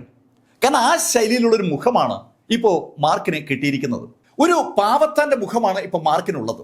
മാർക്ക് ശരിക്കും സുന്ദരനാണ്. പക്ഷെ ഇപ്പോ മാർക്ക് കാണുന്ന മുഖം വല്ലാതെ വികൃതമാണ്. ആ മുഖത്ത് സാധാരണഗതിയിൽ ഒരു യുവതിയും നോക്കാനുള്ള ഒരു സാധ്യതയുമില്ല. അങ്ങനെയുള്ള ഒരു മുഖം മാർക്കിന് കിട്ടിയപ്പോൾ ബുദ്ധൂസ് ചിരിച്ചുകൊണ്ട് മാർക്കിനോട് പറഞ്ഞു, മാർക്ക്, ഇത് നിനക്ക് എന്തായാലും ഗുണം ചെയ്യും. നീയാണ് മാർക്ക് ഫെല്ലർ എന്ന് പറഞ്ഞാൽ ഒരാളും വിശ്വസിക്കില്ല. ആ ശൈലിയിലേക്ക് മാർക്കിന്റെ മുഖം അങ്ങ് മാറിയിരിക്കുകയാണ്. പിന്നെ മാർക്കിന്റെ തലയിലുള്ള കറുപ്പും വെളുപ്പും കലർന്ന തലമുടി മാത്രമാണ് മാർക്കുമായി ഐഡന്റിഫൈ ചെയ്യാൻ കഴിയുന്ന ഏക സംവിധാനം. മാർക്കിന്റെ തലയിൽ നേരത്തെ നല്ല ജെറ്റ് ബ്ലാക്ക് തലമുടിയാ ഉണ്ടായിരുന്നത്. പിന്നീട് ആ ട്യുലൈറ്റ് ലൈറ്റ് അടിച്ചപ്പോഴാണ് അത് പൂർണ്ണമായും വെളുത്ത തലമുടിയായത്. 2 തവണ മാർക്ക് ഫെല്ലർ ആ ലൈഫ് എനർജി ഉപയോഗിച്ചപ്പോൾ ആ തലമുടിയുടെ 90% വെളുത്ത മുടിയും മാറി കറുപ്പായിട്ടുണ്ട്. എന്നാലും ഇപ്പോ ആ കറുത്ത മുടിക്കിടയിൽ വെളുത്ത മുടികൾ കാണാനുണ്ട്. അതിൽ മാറ്റമൊന്നുമില്ല. കറുപ്പും വെളുപ്പും കലർന്ന മുടിയുള്ള വികൃതമായ ഒരു മുഖമുള്ള എന്നാൽ ഒരു പാവത്താനെ പോലെ ഇരിക്കുന്ന ഒരാളാണ് ഇപ്പോ ആ നിൽക്കുന്ന കക്ഷി. മാർക്കിന് ആ രൂപത്തിൽ ഒരു മതിപ്പ് തോന്നി. മാർക്ക് ആ രാത്രി ആ വനത്തിനകത്ത് തന്നെ കഴിച്ചുകൂട്ടി. പിറ്റേന്ന് നേരം പുലരാറായതും മാർക്ക് ഗൂ സിറ്റിയിൽ നിന്ന് ഹെവൻലി ക്ലൗഡ് ലക്ഷ്യമാക്കി യാത്ര തുടങ്ങി. ഗൂ സിറ്റിയിൽ നിന്ന് ഹെവൻലി ക്ലൗഡിന്റെ ആ ആസ്ഥാനത്തേക്ക് നല്ല ദൂരമുണ്ട്. ഏകദേശം മാർക്ക് ഒരു 3 ദിവസം അങ്ങനെ നടന്നു കാണും. 3-ാമത്തെ ദിവസം മാർക്ക് ഫെല്ലർ ഹെവൻലി ക്ലൗഡിന് സമീപത്തുള്ള ആ ചെറിയ ജംഗ്ഷനിലെത്തി. ജംഗ്ഷൻ എന്ന് പറയാമെങ്കിലും അതൊരു കുഞ്ഞു പട്ടണം കൂടിയാണ്. അവിടെ എത്തിയ മാർക്കിന് ആ ഫീനിക്സ് റെസ്റ്റോറന്റ് കണ്ടുപിടിക്കാൻ അധികം ബുദ്ധിമുട്ടൊന്നും ഉണ്ടായില്ല. മാർക്ക് ഫെല്ലർ ആ റെസ്റ്റോറന്റിലേക്ക് കടക്കുമ്പോൾ റെസ്റ്റോറന്റിന്റെ പൂമുഖത്തുണ്ടായിരുന്ന ആള് മാർക്കിനെ കണ്ട് തൊഴുതു. നമസ്കാരം, ഫീനിക്സ് റെസ്റ്റോറന്റിലേക്ക് സ്വാഗതം. വളരെ താഴ്മയോടുകൂടി ഒരു മനുഷ്യൻ മാർക്കിനെ തൊഴുത് അകത്തേക്ക് ക്ഷണിക്കുകയാണ്. അത് കണ്ടതും മാർക്കിന്റെ ഉള്ളിൽ ഒരു സന്തോഷം ഉണ്ടായി. ഈ റെസ്റ്റോറന്റ് കൊള്ളാം. വരുന്ന ആഗതന്റെ രൂപമോ അയാളുടെ വേഷവിധാനങ്ങളോ ഒന്നും തന്നെ ആ സ്വീകരിക്കാൻ നിൽക്കുന്ന ആളിന് ഒരു വിഷയമല്ല എന്ന് അയാളുടെ ആ പെരുമാറ്റം വിളിച്ചു പറയുകയാണ്. മാർക്കിനെ അകത്തേക്ക് ക്ഷണിച്ചുകൊണ്ട് പോകുമ്പോൾ മാർക്ക് അയാളോട് പറഞ്ഞു, എനിക്ക് നിങ്ങളുടെ ഇവിടുത്തെ ഉടമയാണ് ഒന്ന് കാണേണ്ടത്. അതിനാണോ നിങ്ങൾ വന്നത്? ശരി, എന്നാൽ ഇരിക്കും. അങ്ങനെ പറഞ്ഞിട്ട് ആ വ്യക്തി അവിടെ ഒരു സീറ്റ് മാർക്കിനെ കാണിച്ചു കൊടുത്തു. മാർക്ക് ആ സീറ്റിലേക്ക് ഇരുന്നതും മാർക്കിനെ സ്വീകരിച്ച വ്യക്തി മാർക്കിനെ നോക്കി ഒന്ന് പുഞ്ചിരിച്ചിട്ട് അകത്തേക്ക് നടന്നു. അല്പസമയം കഴിഞ്ഞതും അയാൾക്കൊപ്പം വേറൊരാൾ കൂടി അവിടേക്ക് വന്നു. മാർക്കിനെ സ്വീകരിച്ച ആൾക്കൊപ്പം അവിടെ വന്ന വ്യക്തി ഉറക്കെ ചോദിച്ചു, ആരാ എന്നെ അന്വേഷിച്ചു വന്നത്? അത് കേട്ടതും മാർക്ക് ചാടി എണീറ്റ് ആ വ്യക്തിയെ തൊഴുതു. മാസ്റ്റർ, ഞാനാണ് അങ്ങേ തിരക്കിയത്. എന്തിനാ എന്നെ തിരക്കിയത്? ആ ചോദ്യം അയാൾ ചോദിച്ചതും മാർക്ക് ഫെല്ലർ പോക്കറ്റിൽ നിന്ന് ആ കത്തെടുത്ത് അയാളുടെ കയ്യിലേക്ക് കൊടുത്തു. ആ കത്ത് തുറന്ന അയാൾ ആ കത്തിലെ വരികൾ വായിച്ചതും കത്തങ്ങ് അടച്ചു. അതിനുശേഷം അയാൾ മാർക്കിനോട് പറഞ്ഞു, പ്ലീസ് കം. അങ്ങനെ പറഞ്ഞുകൊണ്ട് അയാൾ മാർക്കിനെയും കൊണ്ട് ആ റെസ്റ്റോറന്റിന്റെ ഉള്ളിലേക്ക് നടന്നു. അവിടെ നിന്ന് നടന്ന് അയാൾ 2-ാമത്തെ നിലയിലേക്ക് കയറി. 2-ാമത്തെ നിലയിലെ ഒരു റൂമിലേക്ക് എത്തിയതും അയാൾ മാർക്കിന് വേണ്ടി ആ മുറി തുറന്നു കൊടുത്തു. ശരിക്കും നല്ലൊരു മുറിയിലേക്കാണ് മാർക്ക് ഫെല്ലറെ അയാൾ കൊണ്ടുവന്നത്. അയാൾ മാർക്കിനോട് പറഞ്ഞു, നീ സിസ്റ്റർ ലിന്നിന്റെ ബ്രദറാണോ? അതെ, ഞാൻ സിസ്റ്റർ ലിന്നിന്റെ ബ്രദറാണ്. സുഹൃത്തെ, എന്നാ നിങ്ങളുടെ പേര്? പെട്ടെന്ന് ആ മനുഷ്യൻ പേര് ചോദിച്ചപ്പോ മാർക്ക് അറിയാതെ പറഞ്ഞു പോവുകയാണ്, എന്റെ പേര് ബ്ലാക്ക് മാർക്ക്. Black Marco? അത് കൊള്ളാലോ, ഞാൻ ആദ്യമായിട്ടാണ് ഈ പേര് കേൾക്കുന്നത്. അല്ല, ബ്ലാക്ക് മാർക്ക് എന്ന് പറഞ്ഞ സ്ഥിതിക്ക് ഞാൻ ചോദിക്കുകയാണ്, നിങ്ങളും ഈ ബ്ലാക്ക് കുടുംബവും തമ്മിൽ എന്തെങ്കിലും ബന്ധമുണ്ടോ? ഹെവൻലി റീജിയനിൽ എല്ലാവരും അറിയുന്ന പേരാണല്ലോ ഈ ബ്ലാക്ക് കുടുംബത്തിന്റെ പേര്. അതുകൊണ്ടാണ് അയാൾ ആ ചോദ്യം ചോദിച്ചത്. എനിക്ക് ബ്ലാക്ക് കുടുംബവുമായിട്ട് അങ്ങനെയൊന്നും ബന്ധമില്ല. മാർക്ക് അങ്ങനെ പറഞ്ഞൊഴിഞ്ഞതും ആ മനുഷ്യൻ ചിരിച്ചുകൊണ്ട് മാർക്കിനോട് പറഞ്ഞു, എൻ്റെ പേര് സാഹു എന്നാണ്. എല്ലാവരും എന്നെ ബ്രദർ സാഹു എന്ന് വിളിക്കും. സിസ്റ്റർ ലിന്നും ഞാനും പരിചയക്കാരാണ്. പിന്നെ സിസ്റ്റർ ലിൻ എന്ത് പറയുന്നു, എങ്ങനെയുണ്ട്? സിസ്റ്റർ ലിൻ എന്നെ കുറിച്ച് എന്തൊക്കെയാ പറഞ്ഞത്? തുരുതുര അയാളുടെ ഭാഗത്തും ചോദ്യങ്ങൾ വന്നതും മാർക്ക് ഫെല്ലർ അയാളോട് പറഞ്ഞു, സിസ്റ്റർ സുഖമായിരിക്കുന്നു. സിസ്റ്റർ താങ്കളെക്കുറിച്ച് എന്നോട് പല കാര്യങ്ങളും പറഞ്ഞിട്ടുണ്ട്. മാർക്ക് അങ്ങനെ പറഞ്ഞതും ഈ ബ്രദർ സാഹോയുടെ മുഖം പെട്ടെന്നങ്ങ് ചുവക്കുകയാണ്. നാണം കൊണ്ട് അയാളുടെ മുഖം ചുവന്നു എന്ന് വേണമെങ്കിൽ പറയാം. അയാൾക്ക് സിസ്റ്റർ ലിൻ എന്ന് കേൾക്കുമ്പോൾ വല്ലാത്തൊരു ആവേശമാണ്. അയാളുടെ ആ ഭാവമാറ്റം സ്വാഭാവികമായിട്ടും മാർക്ക് ഫെല്ലറെ ശ്രദ്ധപ്പെടുകയും ചെയ്തു. പെട്ടെന്ന് എന്താ ആലോചിച്ചതുപോലെ ബ്രദർ സാഹോ മാർക്കിനോട് പറഞ്ഞു, ബ്ലാക്ക്, നീ ഒന്ന് കഴിച്ചാണില്ലല്ലോ, ഞാനേ കുറച്ച് ഭക്ഷണം എത്തിക്കാം. അങ്ങനെ പറഞ്ഞിട്ട് ആ മുറിയിൽ നിന്ന് സാഹോ പുറത്തേക്ക് ഇറങ്ങി. സാഹോ മുറിയിൽ നിന്ന് പോയി കഴിഞ്ഞപ്പോഴാണ് ആ മുറിയിലേക്ക് ഒരു ലേഡി കടന്നു വന്നത്. ആ ഹോട്ടലിലെ ഒരു ജീവനക്കാരിയാണെന്ന് വിളിച്ചു പറയത്തക്ക ശൈലിയിലുള്ള ഒരു ലേഡിയാണ് അങ്ങോട്ട് വന്നത്. ആ വന്ന ലേഡി അവിടെ ഇരിക്കുന്ന മാർക്കിനെ ഒന്ന് സൂക്ഷിച്ചു നോക്കി. ആരാ നീ? ഞാൻ ഇവിടെ പുതുതായി ജോലിക്ക് വന്ന ആളാണ്. ആ സ്ത്രീയുടെ ചോദ്യത്തിന് മാർക്ക് അങ്ങനെയാണ് ഉത്തരം നൽകിയത്. അത് കേട്ടതും ആ സ്ത്രീ ലേശം പുച്ഛത്തോടെ മാർക്കിനെ നോക്കി. ഫ്രീ ഫുഡ് അടിക്കാനായി പിന്നെയും ആളുകൾ എത്തിയിരിക്കുന്നു. അങ്ങനെ പറഞ്ഞുകൊണ്ട് ആ സ്ത്രീ ആ മുറിയിൽ നിന്ന് എന്തോ സാധനം എടുത്തുകൊണ്ട് പുറത്തോട്ടിറങ്ങി. അവൾ കൂടി ഉപയോഗിക്കുന്ന മുറിയാണ് അതെന്ന് അത് കണ്ടപ്പോൾ മാർക്കിന് മനസ്സിലായി. സാധനങ്ങളുമായി പുറത്തേക്ക് ഇറങ്ങുന്ന അവൾ വാതിൽക്കൽ എത്തിയതും തിരിഞ്ഞ് മാർക്കിനോട് ചോദിച്ചു, അല്ല, എന്താ നിങ്ങളുടെ പേര്? എൻ്റെ പേര് ബ്ലാക്ക് മാർക്ക് എന്നാണ്. ആ മിസ്റ്റർ ബ്ലാക്ക്, എൻ്റെ പേര് ഡിൽഡ എന്നാണ്. ഡിൽഡയോ? അതെ, ഡിൽഡ മോനി. മാർക്ക് കേട്ട് പരിചയമില്ലാത്തൊരു പേരാണ് ഈ ഡിൽഡ മോനി എന്നുള്ളത്. ആ പേര് കേട്ടപ്പോൾ തന്നെ മാർക്ക് മനസ്സിൽ കണക്കൂട്ടുകയും ചെയ്തു. ഇത് ഈ സ്ത്രീയുടെ ഒറിജിനൽ പേരൊന്നുമല്ല. അവരെന്തോ ഉദ്ദേശത്തിന്റെ അടിസ്ഥാനത്തിൽ ഈ റെസ്റ്റോറൻറ്റിൽ തങ്ങുന്നതായിരിക്കും. അങ്ങനെ മാർക്ക് ചിന്തിക്കുമ്പോഴേക്കും ആ സ്ത്രീ ആ മുറി വിട്ട് പുറത്തു പോവുകയും ചെയ്തു. ആ സ്ത്രീ പോയി കഴിഞ്ഞ കുറച്ച് കഴിഞ്ഞപ്പോൾ ബ്രദർ സാഹോ മാർക്കിനുള്ള ഭക്ഷണ സാധനങ്ങളുമായി എത്തി. ശരിക്കും മാർക്കിനെ സൽക്കരിക്കാൻ ബ്രദർ സാഹോയ്ക്ക് വല്ലാത്ത ഉത്സാഹം. അതേ സമയത്ത് ഈ ബ്രദർ സാഹോ ആ റെസ്റ്റോറന്റ് ഉടമ കൂടിയാണ്. എന്നിട്ടും അയാൾ അങ്ങനെ മാർക്കിനെ സൽക്കരിക്കണമെങ്കിൽ അയാൾക്ക് സിസ്റ്റർ ലിന്നിനോട് അത്രയും താല്പര്യം ഉണ്ടാകണം. മാർക്കിന് അക്കാര്യം ഏതാണ്ട് മനസ്സിലായി. ഭക്ഷണം കഴിക്കുന്നതിനിടയിൽ ബ്രദർ സാഹോ പല കാര്യങ്ങളും മാർക്കിനോട് ചോദിക്കുമ്പോൾ എല്ലാ ചോദ്യങ്ങളും അവസാനം ചെന്ന് നിൽക്കുന്നത് സിസ്റ്റർ ലിന്നിലായിരിക്കും. അലീന എന്ന സിസ്റ്റർ ലിന്നിനെ കുറിച്ച് ചോദിക്കാനും അറിയാനും ഈ ബ്രദർ സാഹോയ്ക്ക് വല്ലാത്തൊരു താല്പര്യം. എന്തായാലും മാർക്ക് ആ ദിവസം മുതൽ ആ ഹോട്ടലിന്റെ ഭാഗമായി മാറി. എന്തായാലും മാർക്ക് തനിക്ക് അറിയാവുന്ന രീതിയിലൊക്കെ സിസ്റ്റർ ലിന്നിനെ കുറിച്ച് ബ്രദർ സാഹോയോട് പല കാര്യങ്ങളും പറഞ്ഞു. ഓപ്ഷൻ ഹൗസിനെ കുറിച്ചും അവിടെ നടക്കുന്ന ലേലത്തെക്കുറിച്ചും ഒക്കെ വളരെ വിശദമായിട്ട് തന്നെ മാർക്ക് ബ്രദർ സാഹോയോട് സംസാരിക്കുകയും ചെയ്തു. അങ്ങനെ അത് സംസാരിച്ചുകൊണ്ടിരിക്കുമ്പോൾ മാർക്ക് ബ്രദർ സാഹോയോട് പറഞ്ഞു, ബ്രദർ, എനിക്ക് ഈ റെസ്റ്റോറൻറ്റിൽ തന്നെ നിൽക്കുന്ന പണി അത്ര ഇഷ്ടമുള്ള കാര്യമല്ല. പുറത്തൊക്കെ പോകണമെന്നാണ് എൻ്റെ ആഗ്രഹം. അങ്ങനെ എനിക്ക് അവസരം കിട്ടുമെന്ന് പറഞ്ഞതുകൊണ്ടാണ് സിസ്റ്റർ ലിൻ പറഞ്ഞപ്പോൾ ഞാൻ ഇങ്ങോട്ട് വന്നത്. ബ്ലാക്ക്, അതിനെക്കുറിച്ച് ആലോചിച്ച് ടെൻഷൻ അടിക്കണ്ട. ഇവിടെ നിന്ന് പല സ്ഥലത്തേക്കും ഭക്ഷണ സാധനങ്ങൾ കൊണ്ടുപോകാറുണ്ട്. ഹെവൻലി ക്ലൗഡ് സെക്ഷനിലേക്കുള്ള ഭക്ഷണ സാധനങ്ങൾ പോലും ഇവിടെ നിന്നാണ് കൊണ്ടുപോകുന്നത്. നിനക്ക് താല്പര്യമുണ്ടെങ്കിൽ അങ്ങനെ കൊണ്ടുപോകുമ്പോൾ നിനക്കൂടി പോകാം. നിനക്കപ്പോൾ ചുറ്റുപാടൊക്കെ കാണുകയും ചെയ്യാം. ബ്രദർ സാഹോ അങ്ങ് എത്ര നല്ലവനാണ്. ശരിക്കും ഈ ഹെവൻലി ക്ലൗഡ് സെക്ഷൻ എന്നൊക്കെ ഞാൻ കേട്ടിട്ടേ ഉള്ളൂ. അവിടേക്കൊക്കെ പോകാനും അവരെയൊക്കെ കാണാൻ കഴിയാന്ന് പറഞ്ഞാൽ അതൊരു വലിയ കാര്യമല്ലേ? ബ്ലാക്ക്, നീ എത്തേണ്ട സ്ഥലത്ത് തന്നെയാണ് എത്തിയിരിക്കുന്നത്. എൻ്റെ അടുത്ത് എത്തിക്കഴിഞ്ഞാൽ പിന്നെ ഹെവൻലി ക്ലൗഡ് സെക്ഷനിൽ പോകാൻ എന്താ ബുദ്ധിമുട്ട്? ഞാനും ഹെവൻലി ക്ലൗഡ് സെക്ഷനിലെ ആളുകൾ തമ്മിൽ നല്ല അടുപ്പത്തിലാണ്. അങ്ങനെ പറഞ്ഞുകൊണ്ട് അയാൾ ഹെവൻലി ക്ലൗഡ് സെക്ഷനെ കുറിച്ച് മാർക്കിനോട് സംസാരിച്ചു തുടങ്ങി. മാർക്കിനെ ഇംപ്രസ് ചെയ്യാൻ വേണ്ടി ഒരു ശ്രമമാണ് അയാൾ നടത്തുന്നത്. മാർക്ക് ഇംപ്രസ് ചെയ്യപ്പെട്ടാൽ സ്വാഭാവികമായിട്ടും ആ ഇംപ്രഷൻ സിസ്റ്റർ ലിന്നിലോട്ട് വരും. സിസ്റ്റർ ലിന്നിന് ബ്രദർ സാഹോയിൽ ഒരു ഇംപ്രഷൻ ഉണ്ടായാൽ അത് ഗുണം ചെയ്യുമെന്നുള്ളൊരു ഫീലും ആ ബ്രദർ സാഹോയ്ക്കുണ്ട്. മാർക്കിന് അയാളുടെ സംഭാഷണം കേട്ടപ്പോൾ അത് മനസ്സിലാവുകയും ചെയ്തു. പക്ഷെ മാർക്ക് ആ സാഹചര്യം ഉപയോഗപ്പെടുത്തിക്കൊണ്ട് ഹെവൻലി ക്ലൗഡ് സെക്ഷനെ കുറിച്ച് പല കാര്യങ്ങളും ബ്രദർ സാഹോയോട് ചോദിച്ചു മനസ്സിലാക്കി. അവരങ്ങനെ സംസാരിച്ചുകൊണ്ടിരിക്കുമ്പോൾ ബ്രദർ സാഹോ മാർക്കിനോട് പറഞ്ഞു, ബ്ലാക്ക്, ഞാനേ താഴോട്ട് ഇറങ്ങട്ടെ. അവിടെ ആളുകൾ വരുന്ന സമയമാണ്. പ്രത്യേകിച്ച് ആ ഹെവൻലി ക്ലൗഡ് സെക്ഷനിൽ നിന്നുള്ള ആളുകൾ വരുന്ന സമയമാണ്. അങ്ങനെ പറഞ്ഞുകൊണ്ട് ബ്രദർ സാഹോ താഴോട്ടിറങ്ങി. ഹെവൻലി ക്ലൗഡ് സെക്ഷനിലെ ആളുകൾ വരുന്ന സമയമാണെന്ന് കേട്ടപ്പോൾ മാർക്കിന് ആ വരുന്ന ആളുകൾ ആരെന്നറിയാൻ ഒരു കൗതുകം. മാർക്ക് ഭക്ഷണം പൂർത്തീകരിച്ച് ആ മുറിയിൽ നിന്ന് താഴോട്ടിറങ്ങി. താഴെ എത്തിയ മാർക്ക് അവിടെയുള്ള ഒരു പ്രത്യേക കോർണറിൽ ഒരു ടീം ഇരിക്കുന്ന കണ്ടു. ആ ടീമിന്റെ ഒത്ത നടുക്കിരിക്കുന്നത് സാക്ഷാൽ എൽഡർ ബായിയാണ്. എൽഡർ ബായിക്ക് ചുറ്റുമായി ഒരു ടീം തന്നെയുണ്ട്. ആ ആളുകൾ എൽഡർ ബായിയോട് ചോദ്യങ്ങൾ ചോദിക്കുമ്പോൾ എൽഡർ ബായി അതിനൊക്കെ മറുപടി പറഞ്ഞുകൊണ്ടിരിക്കുകയാണ്. ഹേയ് എൽഡർ ബായി, ആ മാർക്ക് ഫെല്ലറെ ഇതുവരെ പിടികിട്ടിയില്ല അല്ലേ? ഹേയ്, നിങ്ങൾ ആരും വിചാരിക്കും പോലെ ഒരു കഥാപാത്രമൊന്നും അല്ല ഈ മാർക്ക് ഫെല്ലർ. അവൻ ആള് ലേശം കുഴപ്പക്കാരനാണ്. പക്ഷേ അവൻ എത്ര കുഴപ്പക്കാരനാണെങ്കിലും ഞങ്ങളുടെ കയ്യിൽ നിന്ന് അവൻ രക്ഷപ്പെടില്ല. എന്നാലും എൽഡർ ബായി, നിങ്ങളൊക്കെ വിചാരിച്ചിട്ടും ആ മാർക്കിനെ എന്താ പിടികൂടാൻ പറ്റാത്തത്? അവൻ കുറച്ച് രസിക്കട്ടെ. അവന് ഞങ്ങളുടെ ഈ ഹെവൻലി ക്ലൗഡ് സെക്ഷനെ കുറിച്ച് ഒന്നും അറിയത്തില്ല. അതുകൊണ്ടാണ് അവൻ ഇങ്ങനെ സ്വന്തമായിട്ടൊക്കെ നടക്കുന്നത്. അവൻ എവിടെ പോവാനാ? ഈ സൗത്ത് പ്രൊവിൻസ് വിട്ട് അവന് പുറത്തു പോകാൻ കഴിയില്ല. ഈ സൗത്ത് പ്രൊവിൻസ് മുഴുവൻ ഞങ്ങളുടെ അണ്ടറിലാണെന്ന് നിങ്ങൾക്ക് എല്ലാവർക്കും അറിയാമല്ലോ. ഹെവൻലി ക്ലൗഡ് സെക്ഷന്റെ നിയന്ത്രണത്തിലുള്ള ആ സൗത്ത് പ്രൊവിൻസിനകത്ത് നിന്ന് കളിക്കാനേ മാർക്ക് ഫെല്ലർക്ക് പറ്റൂ.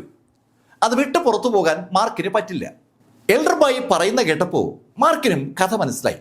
മാർക്ക് എൽഡർ ബായും ടീമും സംസാരിക്കുന്നത് കേട്ടുകൊണ്ട് നിൽക്കുമ്പോൾ ഒരു വെയിറ്റർ കുറച്ച് സാധനങ്ങളുമായി ആ ടേബിളിന് നേരെ നടക്കുന്നത് മാർക്ക് കണ്ടു. മാർക്ക് പെട്ടെന്ന് ആ വെയിറ്റർ അടുത്തേക്ക് വന്നു. ബ്രദർ, നിങ്ങൾ ആ ടേബിളിലേക്കാണോ ഈ സാധനം കൊണ്ടുപോകുന്നത്? അതെ ബ്രദർ, ഞാൻ ഇന്ന് ജോയിൻ ചെയ്തേ ഉള്ളൂ. ഇതൊക്കെ സപ്ലൈ ചെയ്യാൻ എന്നെ ഒന്ന് അനുവദിക്കാവോ? ആ വെയിറ്റർ ആണെങ്കിൽ രാവിലെ മുതൽ സാധനങ്ങൾ സപ്ലൈ ചെയ്ത് ക്ഷീണിച്ചു നിൽക്കുന്ന ആളുമാണ്. മാർക്ക് ഫെല്ലർ അയാളെ സഹായിക്കാന്ന് പറഞ്ഞു. അയാൾ സന്തോഷത്തോടെ ആ സാധനങ്ങൾ അടങ്ങിയ പ്ലേറ്റ് മാർക്ക് ഫെല്ലറുടെ കയ്യിലേക്ക് വെച്ചു. മാർക്ക് അതുമായി എൽഡർ ബായിയുടെ ടേബിളിലെത്തി. മാർക്ക് ആ ഭക്ഷ്യവിഭവങ്ങൾ ഓരോന്നായിട്ട് ആ ടേബിളിന് മുന്നിൽ നിരത്തുമ്പോൾ എൽഡർ ബായും കൂട്ടരും സംസാരിച്ചുകൊണ്ടിരിക്കുകയാണ്. എൽഡർ ബായി, എന്നാലും ആ മാർക്ക് ഫെല്ലർ ഈ ഹെവൻലി ക്ലൗഡ് സെക്ഷന്റെ സെക്ഷൻ മാസ്റ്റർ മകനെയൊക്കെ കൊല്ലുക എന്ന് പറഞ്ഞാൽ അതെങ്ങനെ അംഗീകരിക്കാനാവും? അങ്ങനെ ഒരാൾ ചോദിച്ചതും എൽഡർ ബായി അയാളോട് പറഞ്ഞു, അതെ അതെ, അവൻ ചെയ്തത് തികച്ചും കടന്ന കൈയായി പോയി. അവൻ ആള് കുഴപ്പക്കാരനാണ്, അതുകൊണ്ടാണ് അവൻ അങ്ങനെ ചെയ്തത്.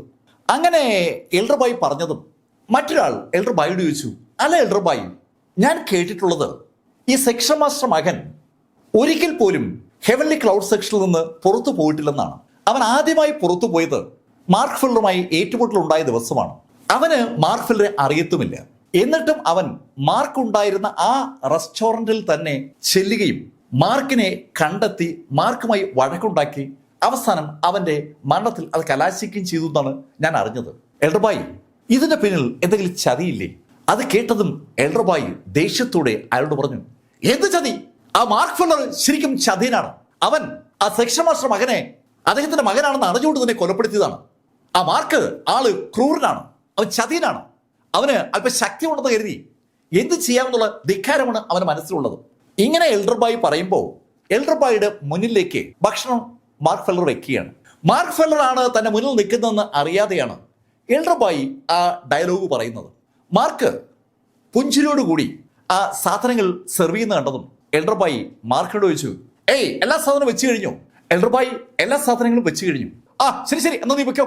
എൽഡർ ബായി അങ്ങനെ പറഞ്ഞതും മാർക്ക് ഫെല്ലർ അവിടെ നിന്ന് പുറകോട്ട് നീങ്ങുമ്പോൾ ബ്രദർ സാഹോ അവിടേക്ക് വന്നു. ബ്രദർ സാഹോ മാർക്കിനെ വിളിച്ചു, ബ്ലാക്ക് ബൈ ഇവിടെ. വിളി കേട്ട് മാർക്ക് ഫെല്ലർ ബ്രദർ സാഹോയുടെ അടുത്തെത്തിയും ബ്രദർ സാഹോ മാർക്കിനോട് പറഞ്ഞു, നിനക്ക് ഇന്ന് ഹെവൻലി ക്ലൗഡ് സെക്ഷനിൽ പോകാൻ താല്പര്യമുണ്ടോ? ബ്രദർ സാഹോ, അതെന്ത് ചോദ്യമാണ്? എനിക്ക് അത് ശരിക്കും ഇഷ്ടമുള്ള കാര്യമാണ്. ഓക്കെ, അങ്ങനെയാണെങ്കിൽ നീ ഡിൽഡയ്ക്കൊപ്പം അവിടേക്ക് വെക്കോ. ഡിൽഡ ഇന്ന് കുറെ സാധനങ്ങളുമായി അങ്ങോട്ട് പോകുന്നുണ്ട്. വന്ന ദിവസം തന്നെ മാർക്ക് ഫെല്ലർക്ക് ഹെവൻലി ക്ലൗഡ് സെക്ഷനിലേക്ക് പോകാനുള്ള ഒരു അവസരം ഇതാ ഒത്തുകിട്ടുകയാണ്. മാർക്ക് സാധനങ്ങൾ പാക്ക് ചെയ്യുന്ന സ്ഥലത്തെത്തപ്പോൾ സാക്ഷാൽ ഡിൽഡ അവിടെ നിൽക്കുകയാണ്. മാർക്കിനെ കണ്ടപ്പോൾ അവള് മാർക്കിനൊന്ന് സൂക്ഷിച്ചു നോക്കി. ബ്ലാക്ക്, നീയാണോ എനിക്കിപ്പോ വരുന്നത്? മിസ് ഡിൽഡ, അതെ അതെ, ഞാനാ കൂടെ വരുന്നത്.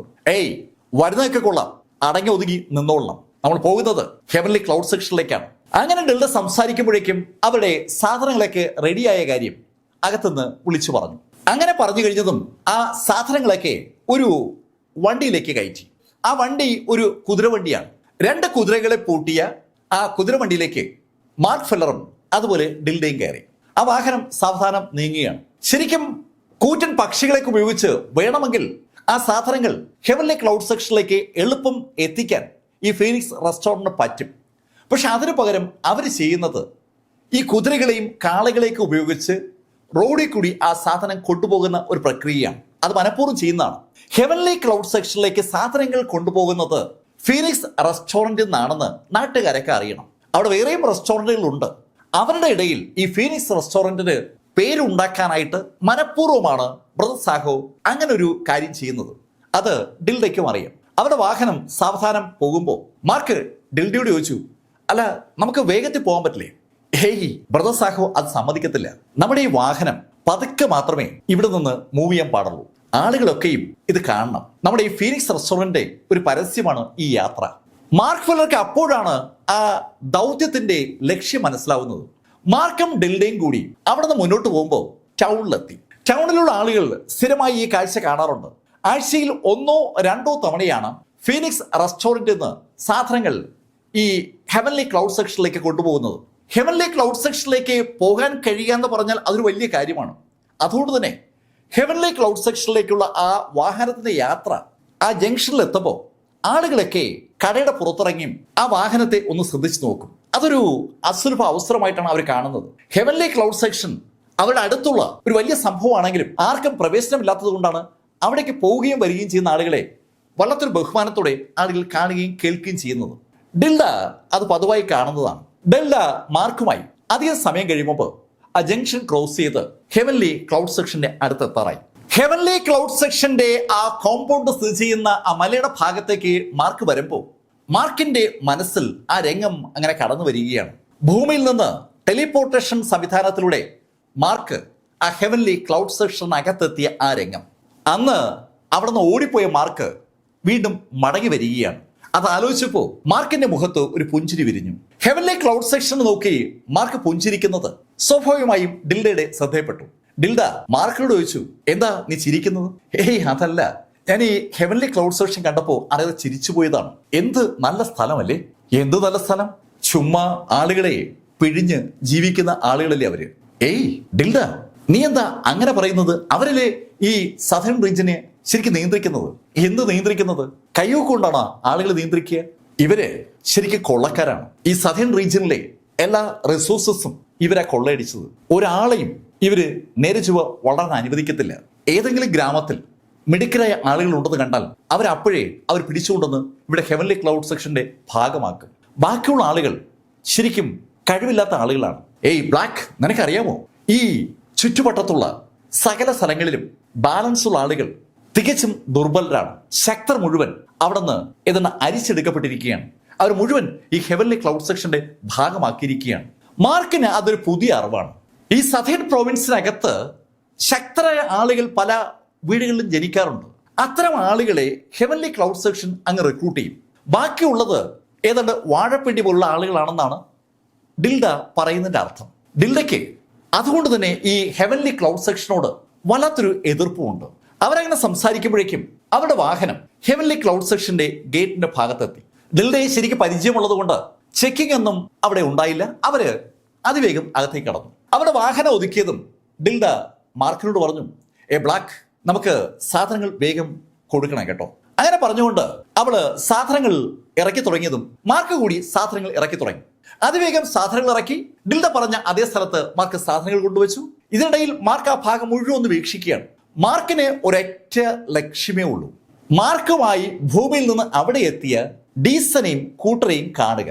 മാർക്കിന്റെ കണ്ണുകൾ അതുവഴി കടന്നു പോകുന്ന ഓരോ ആളിനെയും സ്കാൻ ചെയ്യുന്നുണ്ട്. മാർക്ക് അവിടേക്ക് വായി നോക്കി നിൽക്കുന്നുണ്ടെന്നും ഡിൽഡ മാർക്കിനോട് പറഞ്ഞു, ബ്ലാക്ക്, നീ എവിടെ നോക്കി നിൽക്കുക? അല്ല ഡിൽഡ, ഞാൻ ആദ്യമായിട്ടാണ് ഇതിനകത്തേക്ക് വരുന്നത്. എന്തൊരു സ്ഥലമായി ഇത്? അന്തപ്പെട്ട് നിൽക്കാതെ വേഗം കാര്യങ്ങൾ ചെയ്തിട്ട് പോകാൻ നോക്ക്, അല്ലെങ്കിൽ അവര് നമ്മളെ തല്ലും. ഒരു നിശ്ചിത സമയമാണ് അവർക്ക് അതിനകത്ത് അലോട്ട് ചെയ്തിരിക്കുന്നത്. അതിൽ കൂടുതൽ സമയം അവർ അതിനകത്ത് നിന്ന് കറങ്ങിയാൽ അവിടുത്തെ ഗാർഡുകളുടെ തല്ല് വാങ്ങും എന്നാണ് ഡിൽഡ പറഞ്ഞത്. മാർക്കിനോട് ഡിൽഡ അത് പറയുമ്പോഴും മാർക്ക് ചുറ്റും ഒന്ന് സ്കാൻ ചെയ്യുന്നുണ്ട്. എന്തായാലും അധികം സമയം കഴിയുമ്പോൾ മാർക്ക് ഫെല്ലറും ഡിൽഡയും അവിടുന്ന് പുറത്തിറങ്ങി. പിറ്റേ ദിവസം മുതൽ മാർക്ക് ഹെവൻലി ക്ലൗഡ് സെക്ഷനുമായി ബന്ധപ്പെട്ട് ആര് റെസ്റ്റോറന്റിൽ എത്തിയാലും അവരുമായി കമ്പനി അടിക്കും. മാർക്കിനെ ഒരുപാട് നല്ല ഭക്ഷ്യവിഭവങ്ങൾ ഉണ്ടാക്കാൻ അറിയാമെന്നുള്ളത് കൊണ്ട് തന്നെ അതിവേഗം മാർക്ക് ആ റെസ്റ്റോറന്റിൽ പോപ്പുലറുമായി. സൺ ഫാമിലിയുടെ മരുമകനായി 3 കൊല്ലക്കാലം അവരുടെ അടുക്കളയ്ക്കകത്ത് തന്നെ കഴിഞ്ഞിരുന്ന മാർക്കിന് ഒരുപാട് വിഭവങ്ങൾ ഉണ്ടാക്കാൻ അറിയാം. ആ വിഭവങ്ങൾ ഉണ്ടാക്കി ശരിക്കും എക്സ്പെർട്ടായി മാറിക്കഴിഞ്ഞിരുന്ന മാർക്ക് ഫെല്ലർക്ക് ഇവിടെ ഈ വിശാലമായ ഫീനിക്സ് റെസ്റ്റോറന്റിനകത്ത് അതിവിശാലമായ കിച്ചൺ കൈ കിട്ടിയപ്പോൾ വളരെ രുചികരമായ ഭക്ഷണം ഉണ്ടാക്കാൻ അതിവേഗം പറ്റി. ആ ഭക്ഷണവിഭവങ്ങൾ പലപ്പോഴും മാർക്ക് ഹെവൻലി ക്ലൗഡ് സെക്ഷൻകാർ വരുമ്പോൾ അവർക്ക് സപ്ലൈ ചെയ്യുകയും ചെയ്യും. പെട്ടെന്നാണ് അവരും മാർക്കും തമ്മിൽ ഒരു അടുപ്പം ഉണ്ടാകുന്നത്. മാർക്ക് അവരോട് പല കാര്യങ്ങളും സംസാരിക്കുന്ന കൂട്ടത്തിൽ ഹെവൻലി ക്ലൗഡ് സെക്ഷനിലെ ഓരോ ലീഡേഴ്സും എവിടേക്കാണ് താമസിക്കുന്നത്, അവരുടെ ജോലി എന്താണ് തുടങ്ങിയ കാര്യങ്ങളൊക്കെ മാർക്ക് അവരിൽ നിന്ന് അറിയുകയാണ്. മാർക്കിന്റെ ടാർഗറ്റ് ഈ ഫസ്റ്റ് എൽഡർ എവിടെ താമസിക്കുന്നു എന്ന് അറിയുക എന്നുള്ളതാണ്. ഫസ്റ്റ് എൽഡർക്കൊപ്പമാണ് ഡീസൺ ഉള്ളത്. ഡീസൺ എവിടെ താമസിക്കുന്നു എന്ന് അറിഞ്ഞാലേ മാർക്കിന് അടുത്ത പ്രാവശ്യം അവിടേക്ക് പോകുമ്പോൾ ഡീസനെ പോയി കാണാൻ പറ്റും. 3 ദിവസത്തെ നിരന്തരമായ ഇടപെടലുകൾ വഴി മാർക്ക് ഫെല്ലർ ഡീസൺ താമസിക്കുന്ന സ്ഥലം ഏതാണ്ട് മനസ്സിലാക്കി. അപ്പോഴാണ് ഡിൽഡ മാർക്കിന്റെ അടുത്തേക്ക് വരുന്നത്. ബ്ലാക്ക്, നാളെ നമുക്ക് ഹെവൻലി ക്ലൗഡ് സെക്ഷനിൽ സാധനം കൊടുക്കേണ്ടതുണ്ട്. ഓക്കെ ഡിൽഡ, നാളെ നമുക്ക് അത് ചെയ്യാം.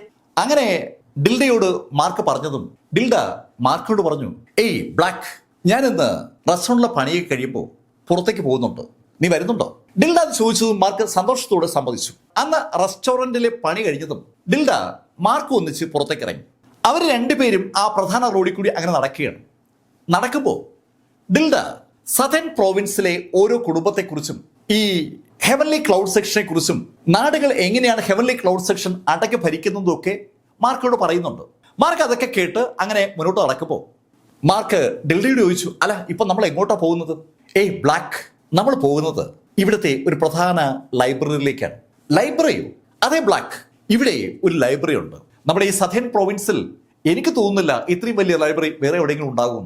അത് കേട്ടപ്പോൾ മാർക്കിന് ഒരു വല്ലാത്ത കൗതുകം. മാർക്കിനെയും കൊണ്ട് ഡിൽഡ എത്തിയത് ശരിക്കും അമ്പരപ്പിക്കുന്ന ഒരു ബിൽഡിംഗ് സമുച്ചയത്തിലേക്കാണ്. ആ ഫീനിക്സ് റെസ്റ്റോറൻറ്റിൽ നിന്ന് ഏകദേശം ഒരു 500 മീറ്റർ കിഴക്കോട്ട് സഞ്ചരിക്കുമ്പോഴാണ് ആ ലൈബ്രറി എത്തിയത്. ഒരു വലിയ കോമ്പൗണ്ടിനകത്ത് അതിമനോഹരങ്ങളായ കെട്ടിടങ്ങളുടെ ഒരു വൻ നിര തന്നെയുണ്ട്. മാർക്കും ഡിൽഡയും കൂടി ആ കെട്ടിടത്തിനകത്തേക്ക് കയറുമ്പോൾ അവിടെ പൂർണ്ണ നിശബ്ദതയാണ്. അവിടെ അനവധി ആളുകൾ പല ഭാഗത്തും ഇരുന്ന് വായിക്കുന്നുണ്ട്.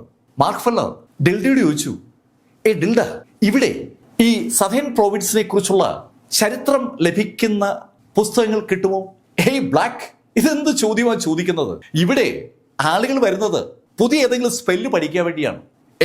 ബ്ലാക്ക്, നിനക്കറിയോ ഞാൻ ശരിക്കൊരു മാർഷൽ ആർട്ടിസ്റ്റാണ്. അങ്ങനെ പറഞ്ഞിട്ട് ഡിൽഡ അവളുടെ കൈ ഒന്ന് അനക്കിയതും അവളുടെ ചുറ്റും ഒരു ഓറ പ്രത്യക്ഷപ്പെട്ടു. ശരിക്കും അവൾ ഒരു മാർഷൽ ആർട്ടിസ്റ്റ് ആണെന്ന് അവളുടെ പുറത്ത് പ്രത്യക്ഷപ്പെട്ട ആ ഓറ വിളിച്ചു പറയുകയാണ്.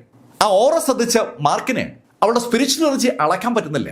കാരണം മാർക്കിന്റെ ബോഡിയിൽ സ്പിരിച്വൽ എനർജി ഇല്ലാത്തത് കൊണ്ടാണ് മാർക്കിന് അളക്കാൻ പറ്റാത്തത്.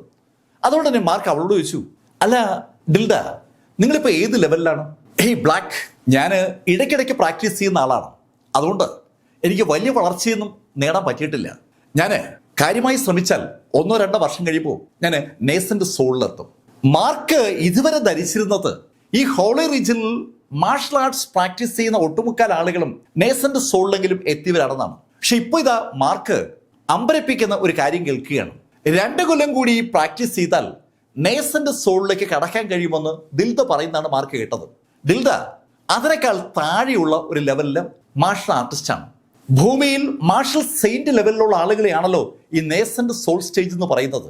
അതിന് താഴെ മാർക്വിസ്റ്റുകളും അതുപോലെ ഗ്രാൻഡ് മാസ്റ്റേഴ്സും അതുപോലെ പാസ്റ്റ് മാസ്റ്ററും ഒക്കെ ഉണ്ടല്ലോ.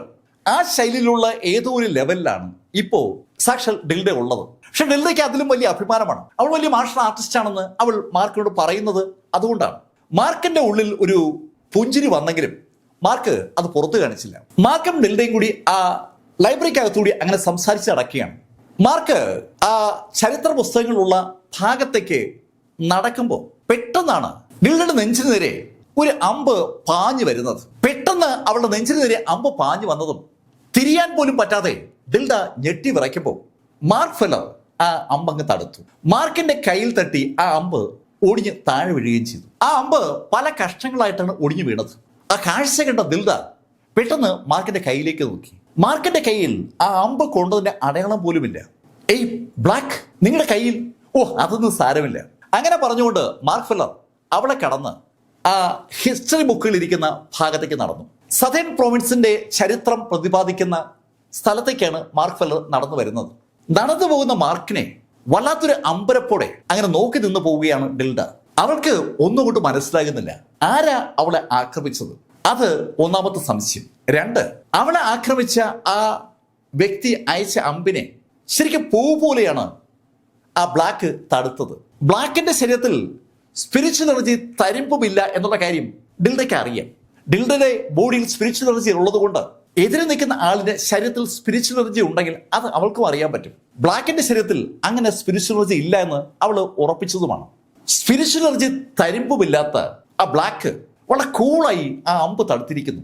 അവളെ കൺഫ്യൂസ് ചെയ്യുന്ന ഒരു കാര്യമാണത്.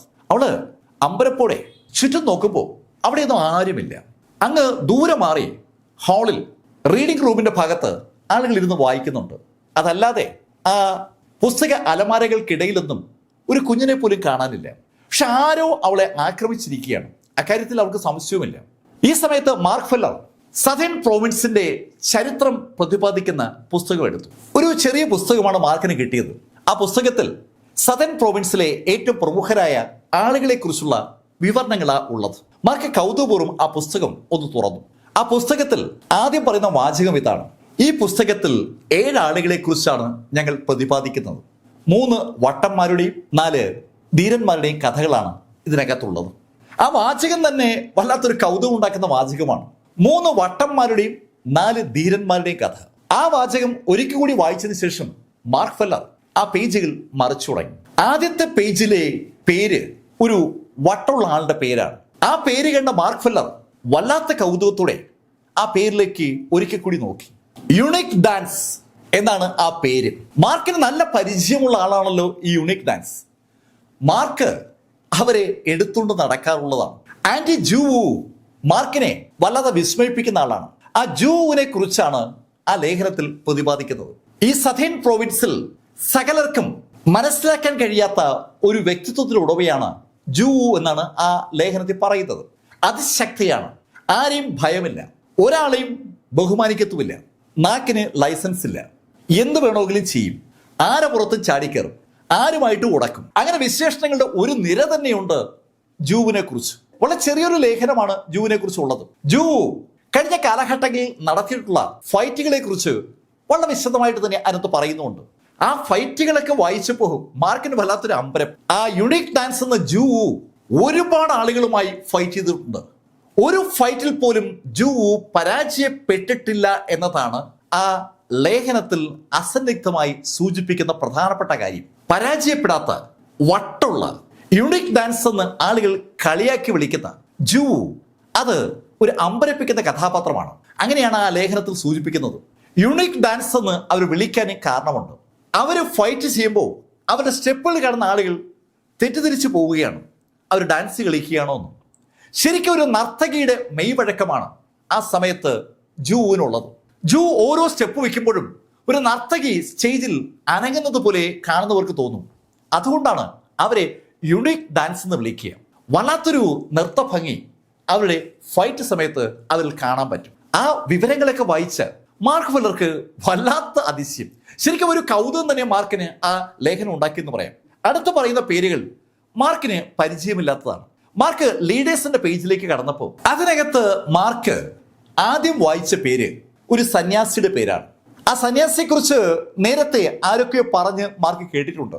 ആ ആളും ഒരു വലിയ സംഭവമാണ്. പക്ഷേ ശാന്തത അയാളുടെ ബഹുമുദ്രയാണെന്നാണ് അതിനകത്ത് പറയുന്നത്.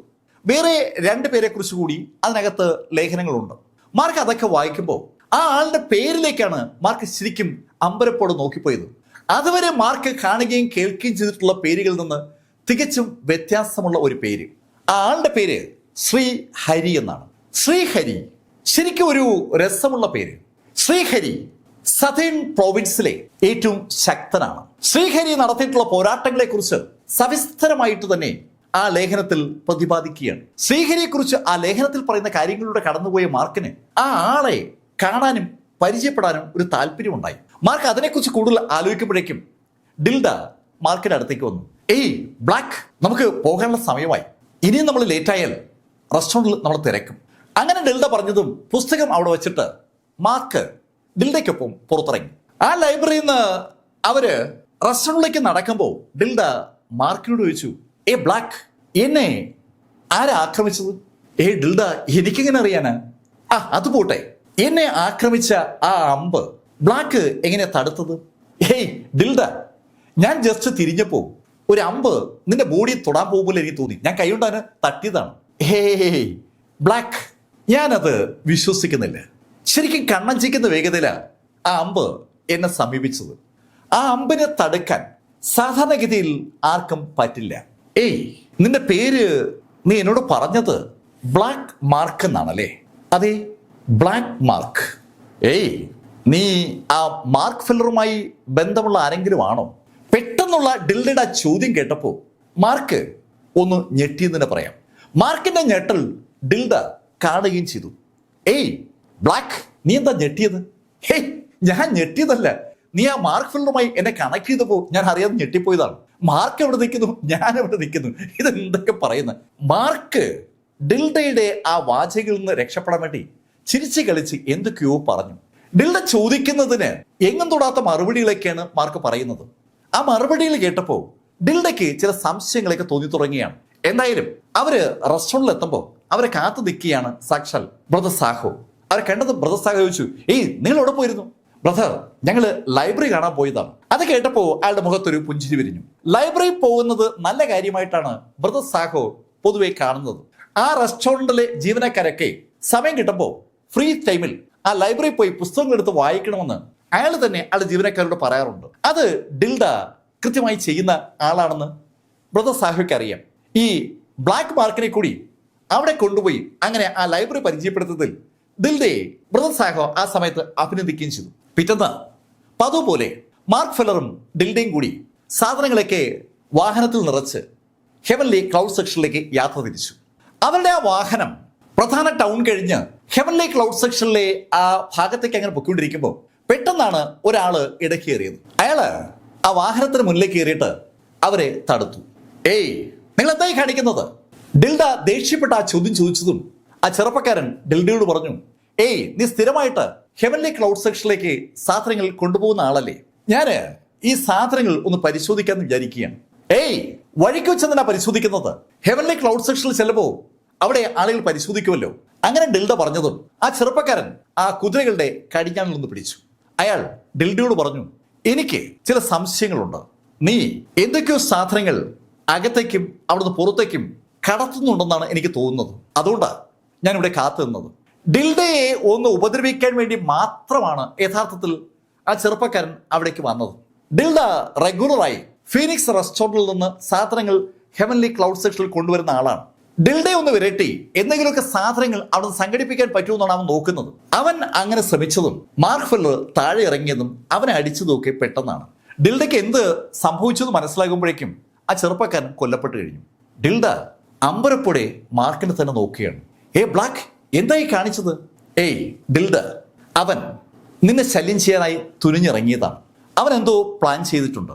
എനിക്ക് തോന്നുന്നത് ഇന്നലെ ലൈബ്രറി വെച്ച് നിന്നെ ആക്രമിച്ച ആളും ഇവനും ഒന്നാണെന്നാണ്. അത് കേട്ടപ്പോൾ ഡിൽഡയ്ക്ക് ഒരു സംശയം. ഹെവൻലി ക്ലൗഡ് സെക്ഷനിലേക്ക് പോകുന്ന വാഹനത്തെ സാധാരണഗതിയിൽ തടഞ്ഞു നിർത്താനോ പരിശോധിക്കാനോ ആരും ശ്രമിക്കത്തില്ല. അങ്ങനെ ശ്രമിച്ചുവെങ്കിൽ ഹെവൻലി ക്ലൗഡ് സെക്ഷന്റെ പേരിൽ അവിടെ ആക്ട് ചെയ്ത ആ ചെറുപ്പക്കാരൻ മറ്റാർക്കോ വേണ്ടി എന്തോ ചെയ്യുന്നതാണ്. തലേദിവസം അവിടെ കൊല്ലാൻ ശ്രമിച്ചതും അവളുടെ മനസ്സിലേക്ക് വന്നു. മാർക്ക് ഡിൽഡയോട് പറഞ്ഞു, ഏയ്, നമ്മള് ഇവിടെ ഇനി നിൽക്കുന്നത് അബദ്ധമാണ്.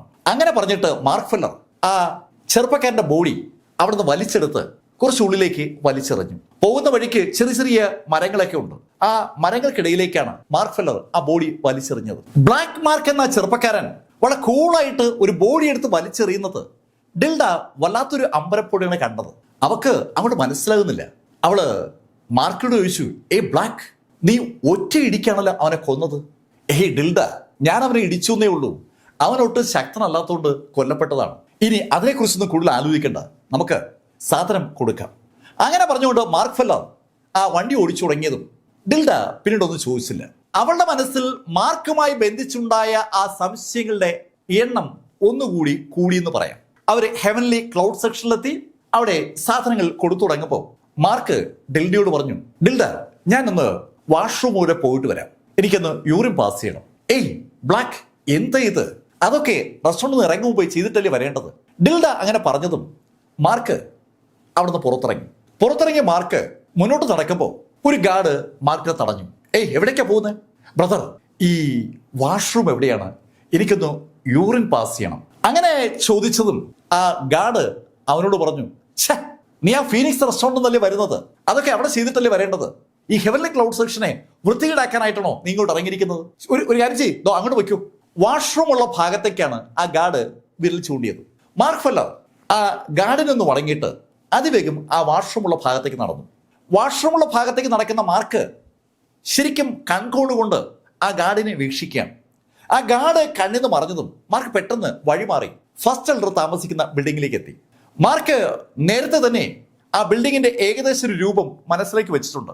റെസ്റ്റോറന്റിൽ വരുന്ന ആളുകളുടെ ചോദിച്ചും ഫസ്റ്റ് എൽഡർ താമസിക്കുന്ന ബിൽഡിങ്ങിന്റെ പ്രത്യേകതകൾ മാർക്ക് മനസ്സിലാക്കിയതാണ്.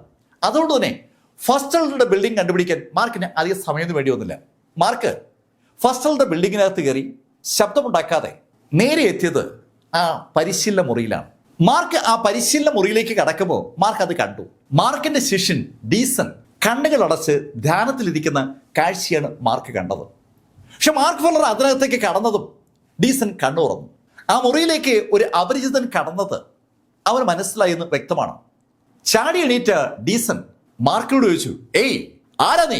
അത് കേട്ടതും ഡീസന്റെ അടുത്തേക്ക് ഓടി വന്ന മാർക്ക് അവനോട് പറഞ്ഞു, ഏയ് ഡീസൺ, ഞാൻ മാർക്ക് ഫെല്ലറാണ്. അത് കേട്ടതും ഡീസൺ മാർക്കിനോട് പറഞ്ഞു, ഏയ് ആരാ നീ? എന്നോട് കള്ളം പറയുന്നു. അങ്ങനെ ഡീസൺ ചോദിച്ചതും മാർക്ക് ഡീസനോട് പറഞ്ഞു, ഏയ് ഡീസൺ, നമ്മൾ ഒന്നിച്ചല്ലേ ഭൂമിയിൽ നിന്ന് വന്നത്. അങ്ങനെ പറഞ്ഞിട്ട് മാർക്ക് ഡീസനെ ആദ്യമായി കണ്ടുമുട്ടിയതും ആ ദ്വീപിൽ വെച്ച് ആ പാമ്പിനെ മാർക്ക് നേരിട്ടതൊക്കെ ഡീസനോട് പറഞ്ഞപ്പോഴാണ് ശരിക്കും ഡീസന് തന്റെ മുന്നിൽ നിൽക്കുന്നത് മാർക്ക് ഫെല്ലർ ആണെന്ന് മനസ്സിലാകുന്നത്. മാസ്റ്റർ മുഖം ആകെ മാറിയിരിക്കുകയാണല്ലോ. ഏയ് ഡീസൺ, ഞാൻ നിന്നെ കാണാൻ വേണ്ടി ഒരു കൃത്രിമ മുഖം ഉണ്ടാക്കിയെടുത്തതാണ്. മാസ്റ്റർ, എന്താ സംഭവം? മാസ്റ്റർ എന്തിനാ ഇവിടെ വന്നത്? മാസ്റ്ററെ തിരക്കി ഇവിടെ എല്ലാവരും അങ്ങോട്ടും ഇങ്ങോട്ടും നടക്കുകയാണ്. മാസ്റ്ററെ കണ്ടാൽ ആകെ പ്രശ്നമാവുമല്ലോ. ഡീസൺ തുരുതുര കാര്യങ്ങൾ പറഞ്ഞതും മാർക്ക് ഡീസനോട് പറഞ്ഞു, ഡീസൺ, ഞാൻ ഒരു വാർത്ത കേട്ടു.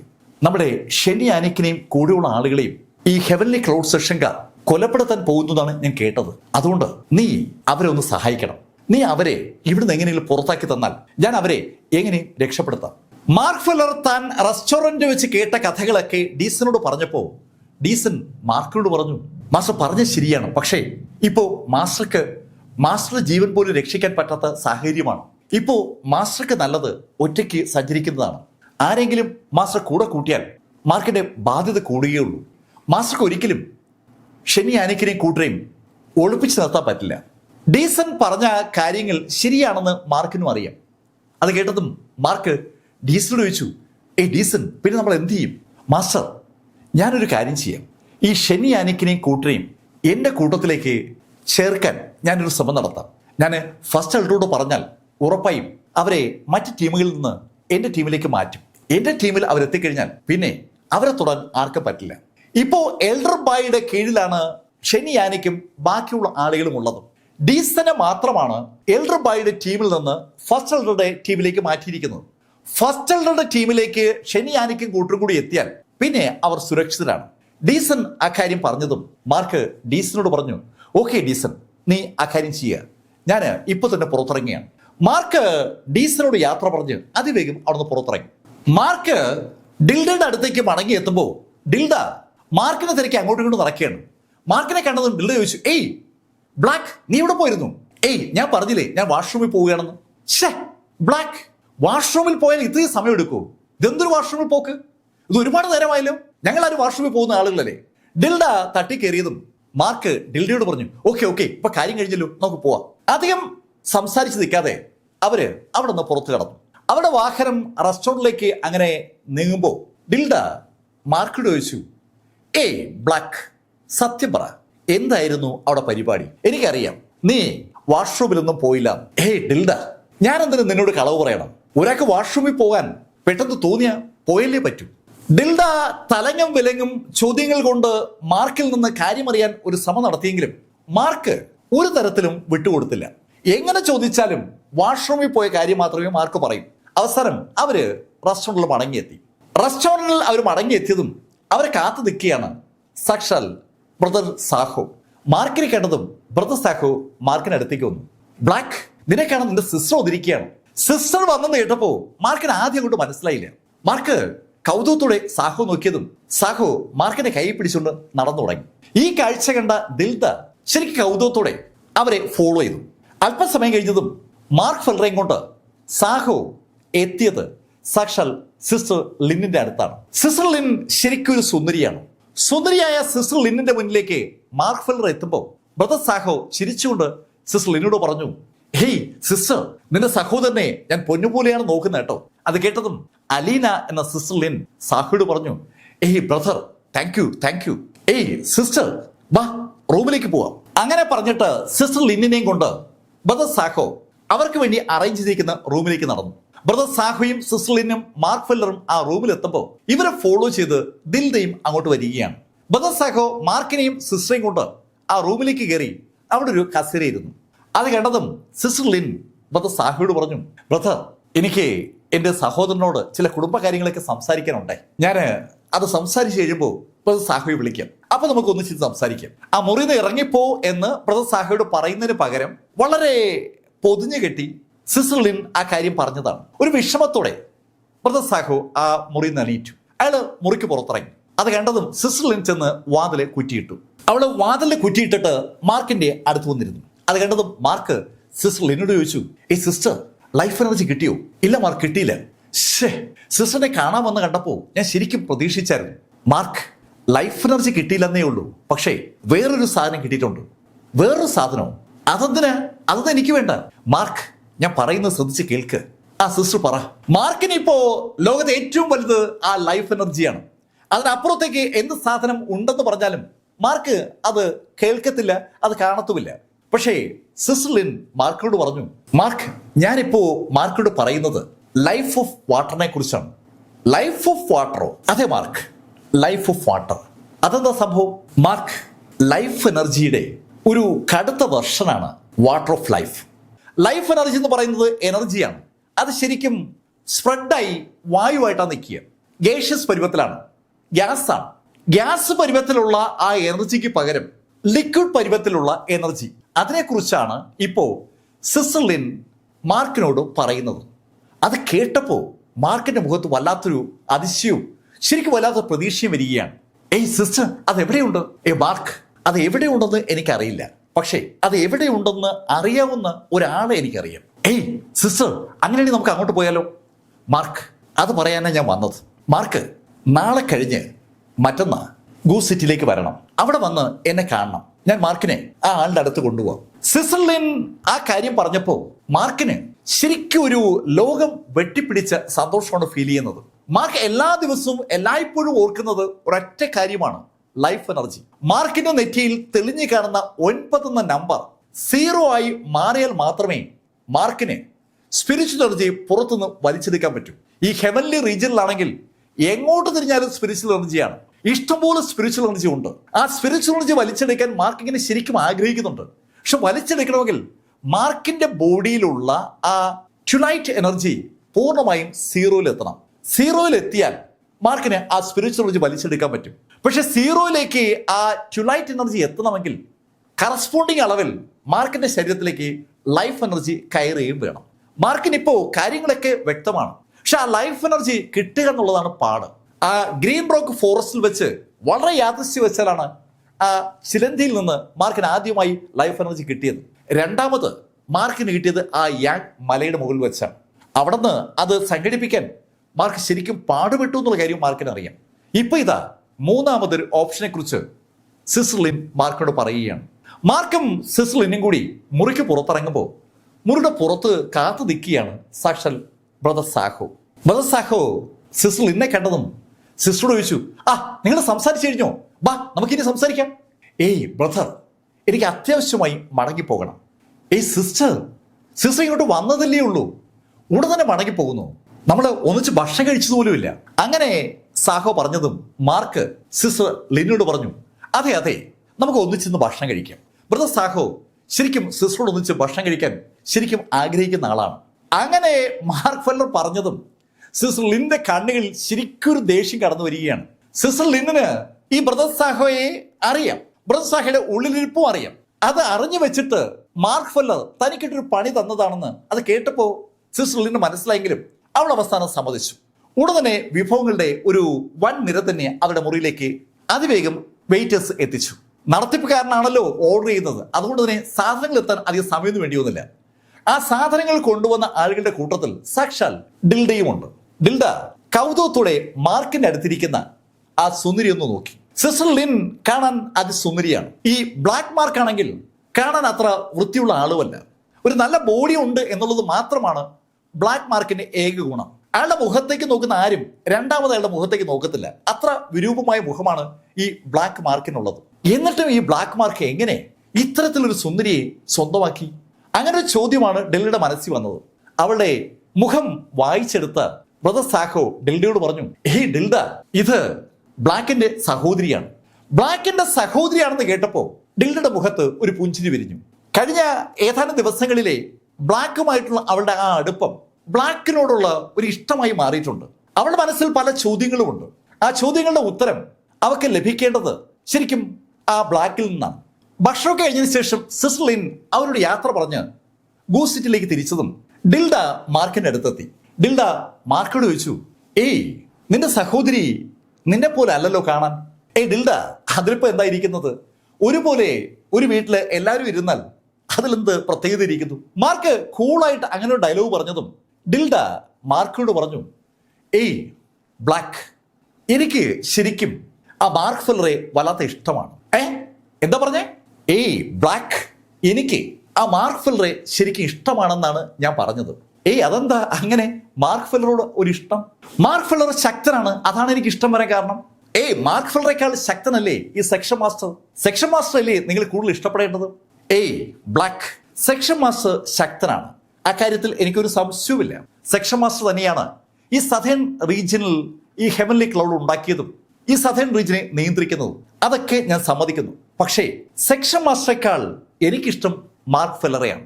മാർക്ക് ഈ സെക്ഷൻ മാസ്റ്റർ നേതൃത്വം കൊടുക്കുന്ന ഹെവൻലി ക്ലൗഡ് സെക്ഷനെയാണ് വെല്ലുവിളിച്ചിരിക്കുന്നത്. ബ്ലാക്ക്, അത് നീ മനസ്സിലാക്കിയോ? മാർക്കിനോട് ആ ഡിൽഡ അത് പറഞ്ഞപ്പോ മാർക്ക് കൗതുകത്തോടെ ഡിൽഡെ തന്നെ നോക്കി നിൽക്കുകയാണ്. ഹേയ് ഡിൽഡ, നീ എന്തൊക്കെയായി പറഞ്ഞുകൊണ്ട് വരുന്നത്? മാർക്ക് ഫെല്ലർ എന്റെ അറിവിൽ ഒരു സാധാരണ ഫൈറ്ററാണ്. ഹെവൻലി ക്ലൗഡ് സെക്ഷനിലെ സെക്ഷൻ മാസ്റ്റർ എന്നൊക്കെ പറഞ്ഞാൽ വലിയ സംഭവമാണ്. അവരെ തമ്മിൽ എങ്ങനെ കമ്പയർ ചെയ്യാം? ഏയ് ബ്ലാക്ക്, സമയം കിട്ടുകയാണെങ്കിൽ എനിക്ക് ഉറപ്പാണ് മാർക്ക് ഫെല്ലർ സെക്ഷൻ മാസ്റ്ററെ മറികടക്കും. ഡിൽഡയ്ക്ക് മാർക്കിനെ കുറിച്ച് പറയാൻ 100 നാവാണ്. മാർക്ക് അവൾ പറയുന്നതൊക്കെ കേട്ടങ്ങ് നിൽക്കുകയാണ്. മാർക്കിനാണെങ്കിൽ ഒന്നും പൊളിച്ചു പറയാൻ പറ്റാത്ത സാഹചര്യമാണ്. എന്തായാലും 2 ദിവസം കഴിഞ്ഞപ്പോൾ മാർക്ക് ഗൂസ് സിറ്റിയിലേക്ക് തിരിക്കാൻ തയ്യാറായി. ഗൂസ് സിറ്റിയിലേക്ക് മാർക്ക് ഇറങ്ങാൻ തുടങ്ങിയപ്പോഴാണ് സാക്ഷാൽ ബ്രദർ സാഹു കൂടി പുറത്തേക്ക് വന്നു. ഏയ് ബ്ലാക്ക്, ഞാനും ഗൂസ് സിറ്റിയിലേക്ക് വരികയാണ്. ബ്രദർ സാഹു, അങ്ങെന്തിനാ ഗൂസ് സിറ്റിയിലേക്ക് വരുന്നത്? ഏയ് ഞാൻ എത്ര നാളായിട്ട് ഈ റെസ്റ്റോറന്റ് നടത്തുകയാണെന്ന് അറിയാവോ? ഇടയ്ക്കിടയ്ക്ക് പുറത്തോട്ടെങ്ങാനും പോയില്ലെങ്കിൽ നമ്മൾ ഇതിനകത്ത് പെട്ടുപോകും. ഗൂസ് സിറ്റിയിൽ എനിക്ക് ചില കാര്യങ്ങളൊക്കെ ചെയ്യേണ്ടതുണ്ട്. ഞാൻ അവിടേക്ക് പോകാനായി പ്ലാൻ ചെയ്തുകൊണ്ടിരിക്കുമ്പോഴാണ് ബ്ലാക്ക് അവിടേക്ക് പോകുന്ന കാര്യം അറിഞ്ഞത്. എന്നാ പിന്നെ നമുക്ക് ഒന്നിച്ച് യാത്ര ചെയ്യാം. കഥയുടെ ഈ ഭാഗം ഞാൻ അവസാനിപ്പിക്കുന്നു. അടുത്ത ഭാഗവുമായി അടുത്ത ദിവസം വീണ്ടും കാണാം. ഇതുവരെ മാർക്ക് ഫെല്ലറുടെ കഥ നിങ്ങളോട് പറഞ്ഞത് എം ലൈഫിൽ നിന്ന് BS ചന്ദ്രപോഖൻ. കമന്റിൽ ചെയ്യുക. Thank you.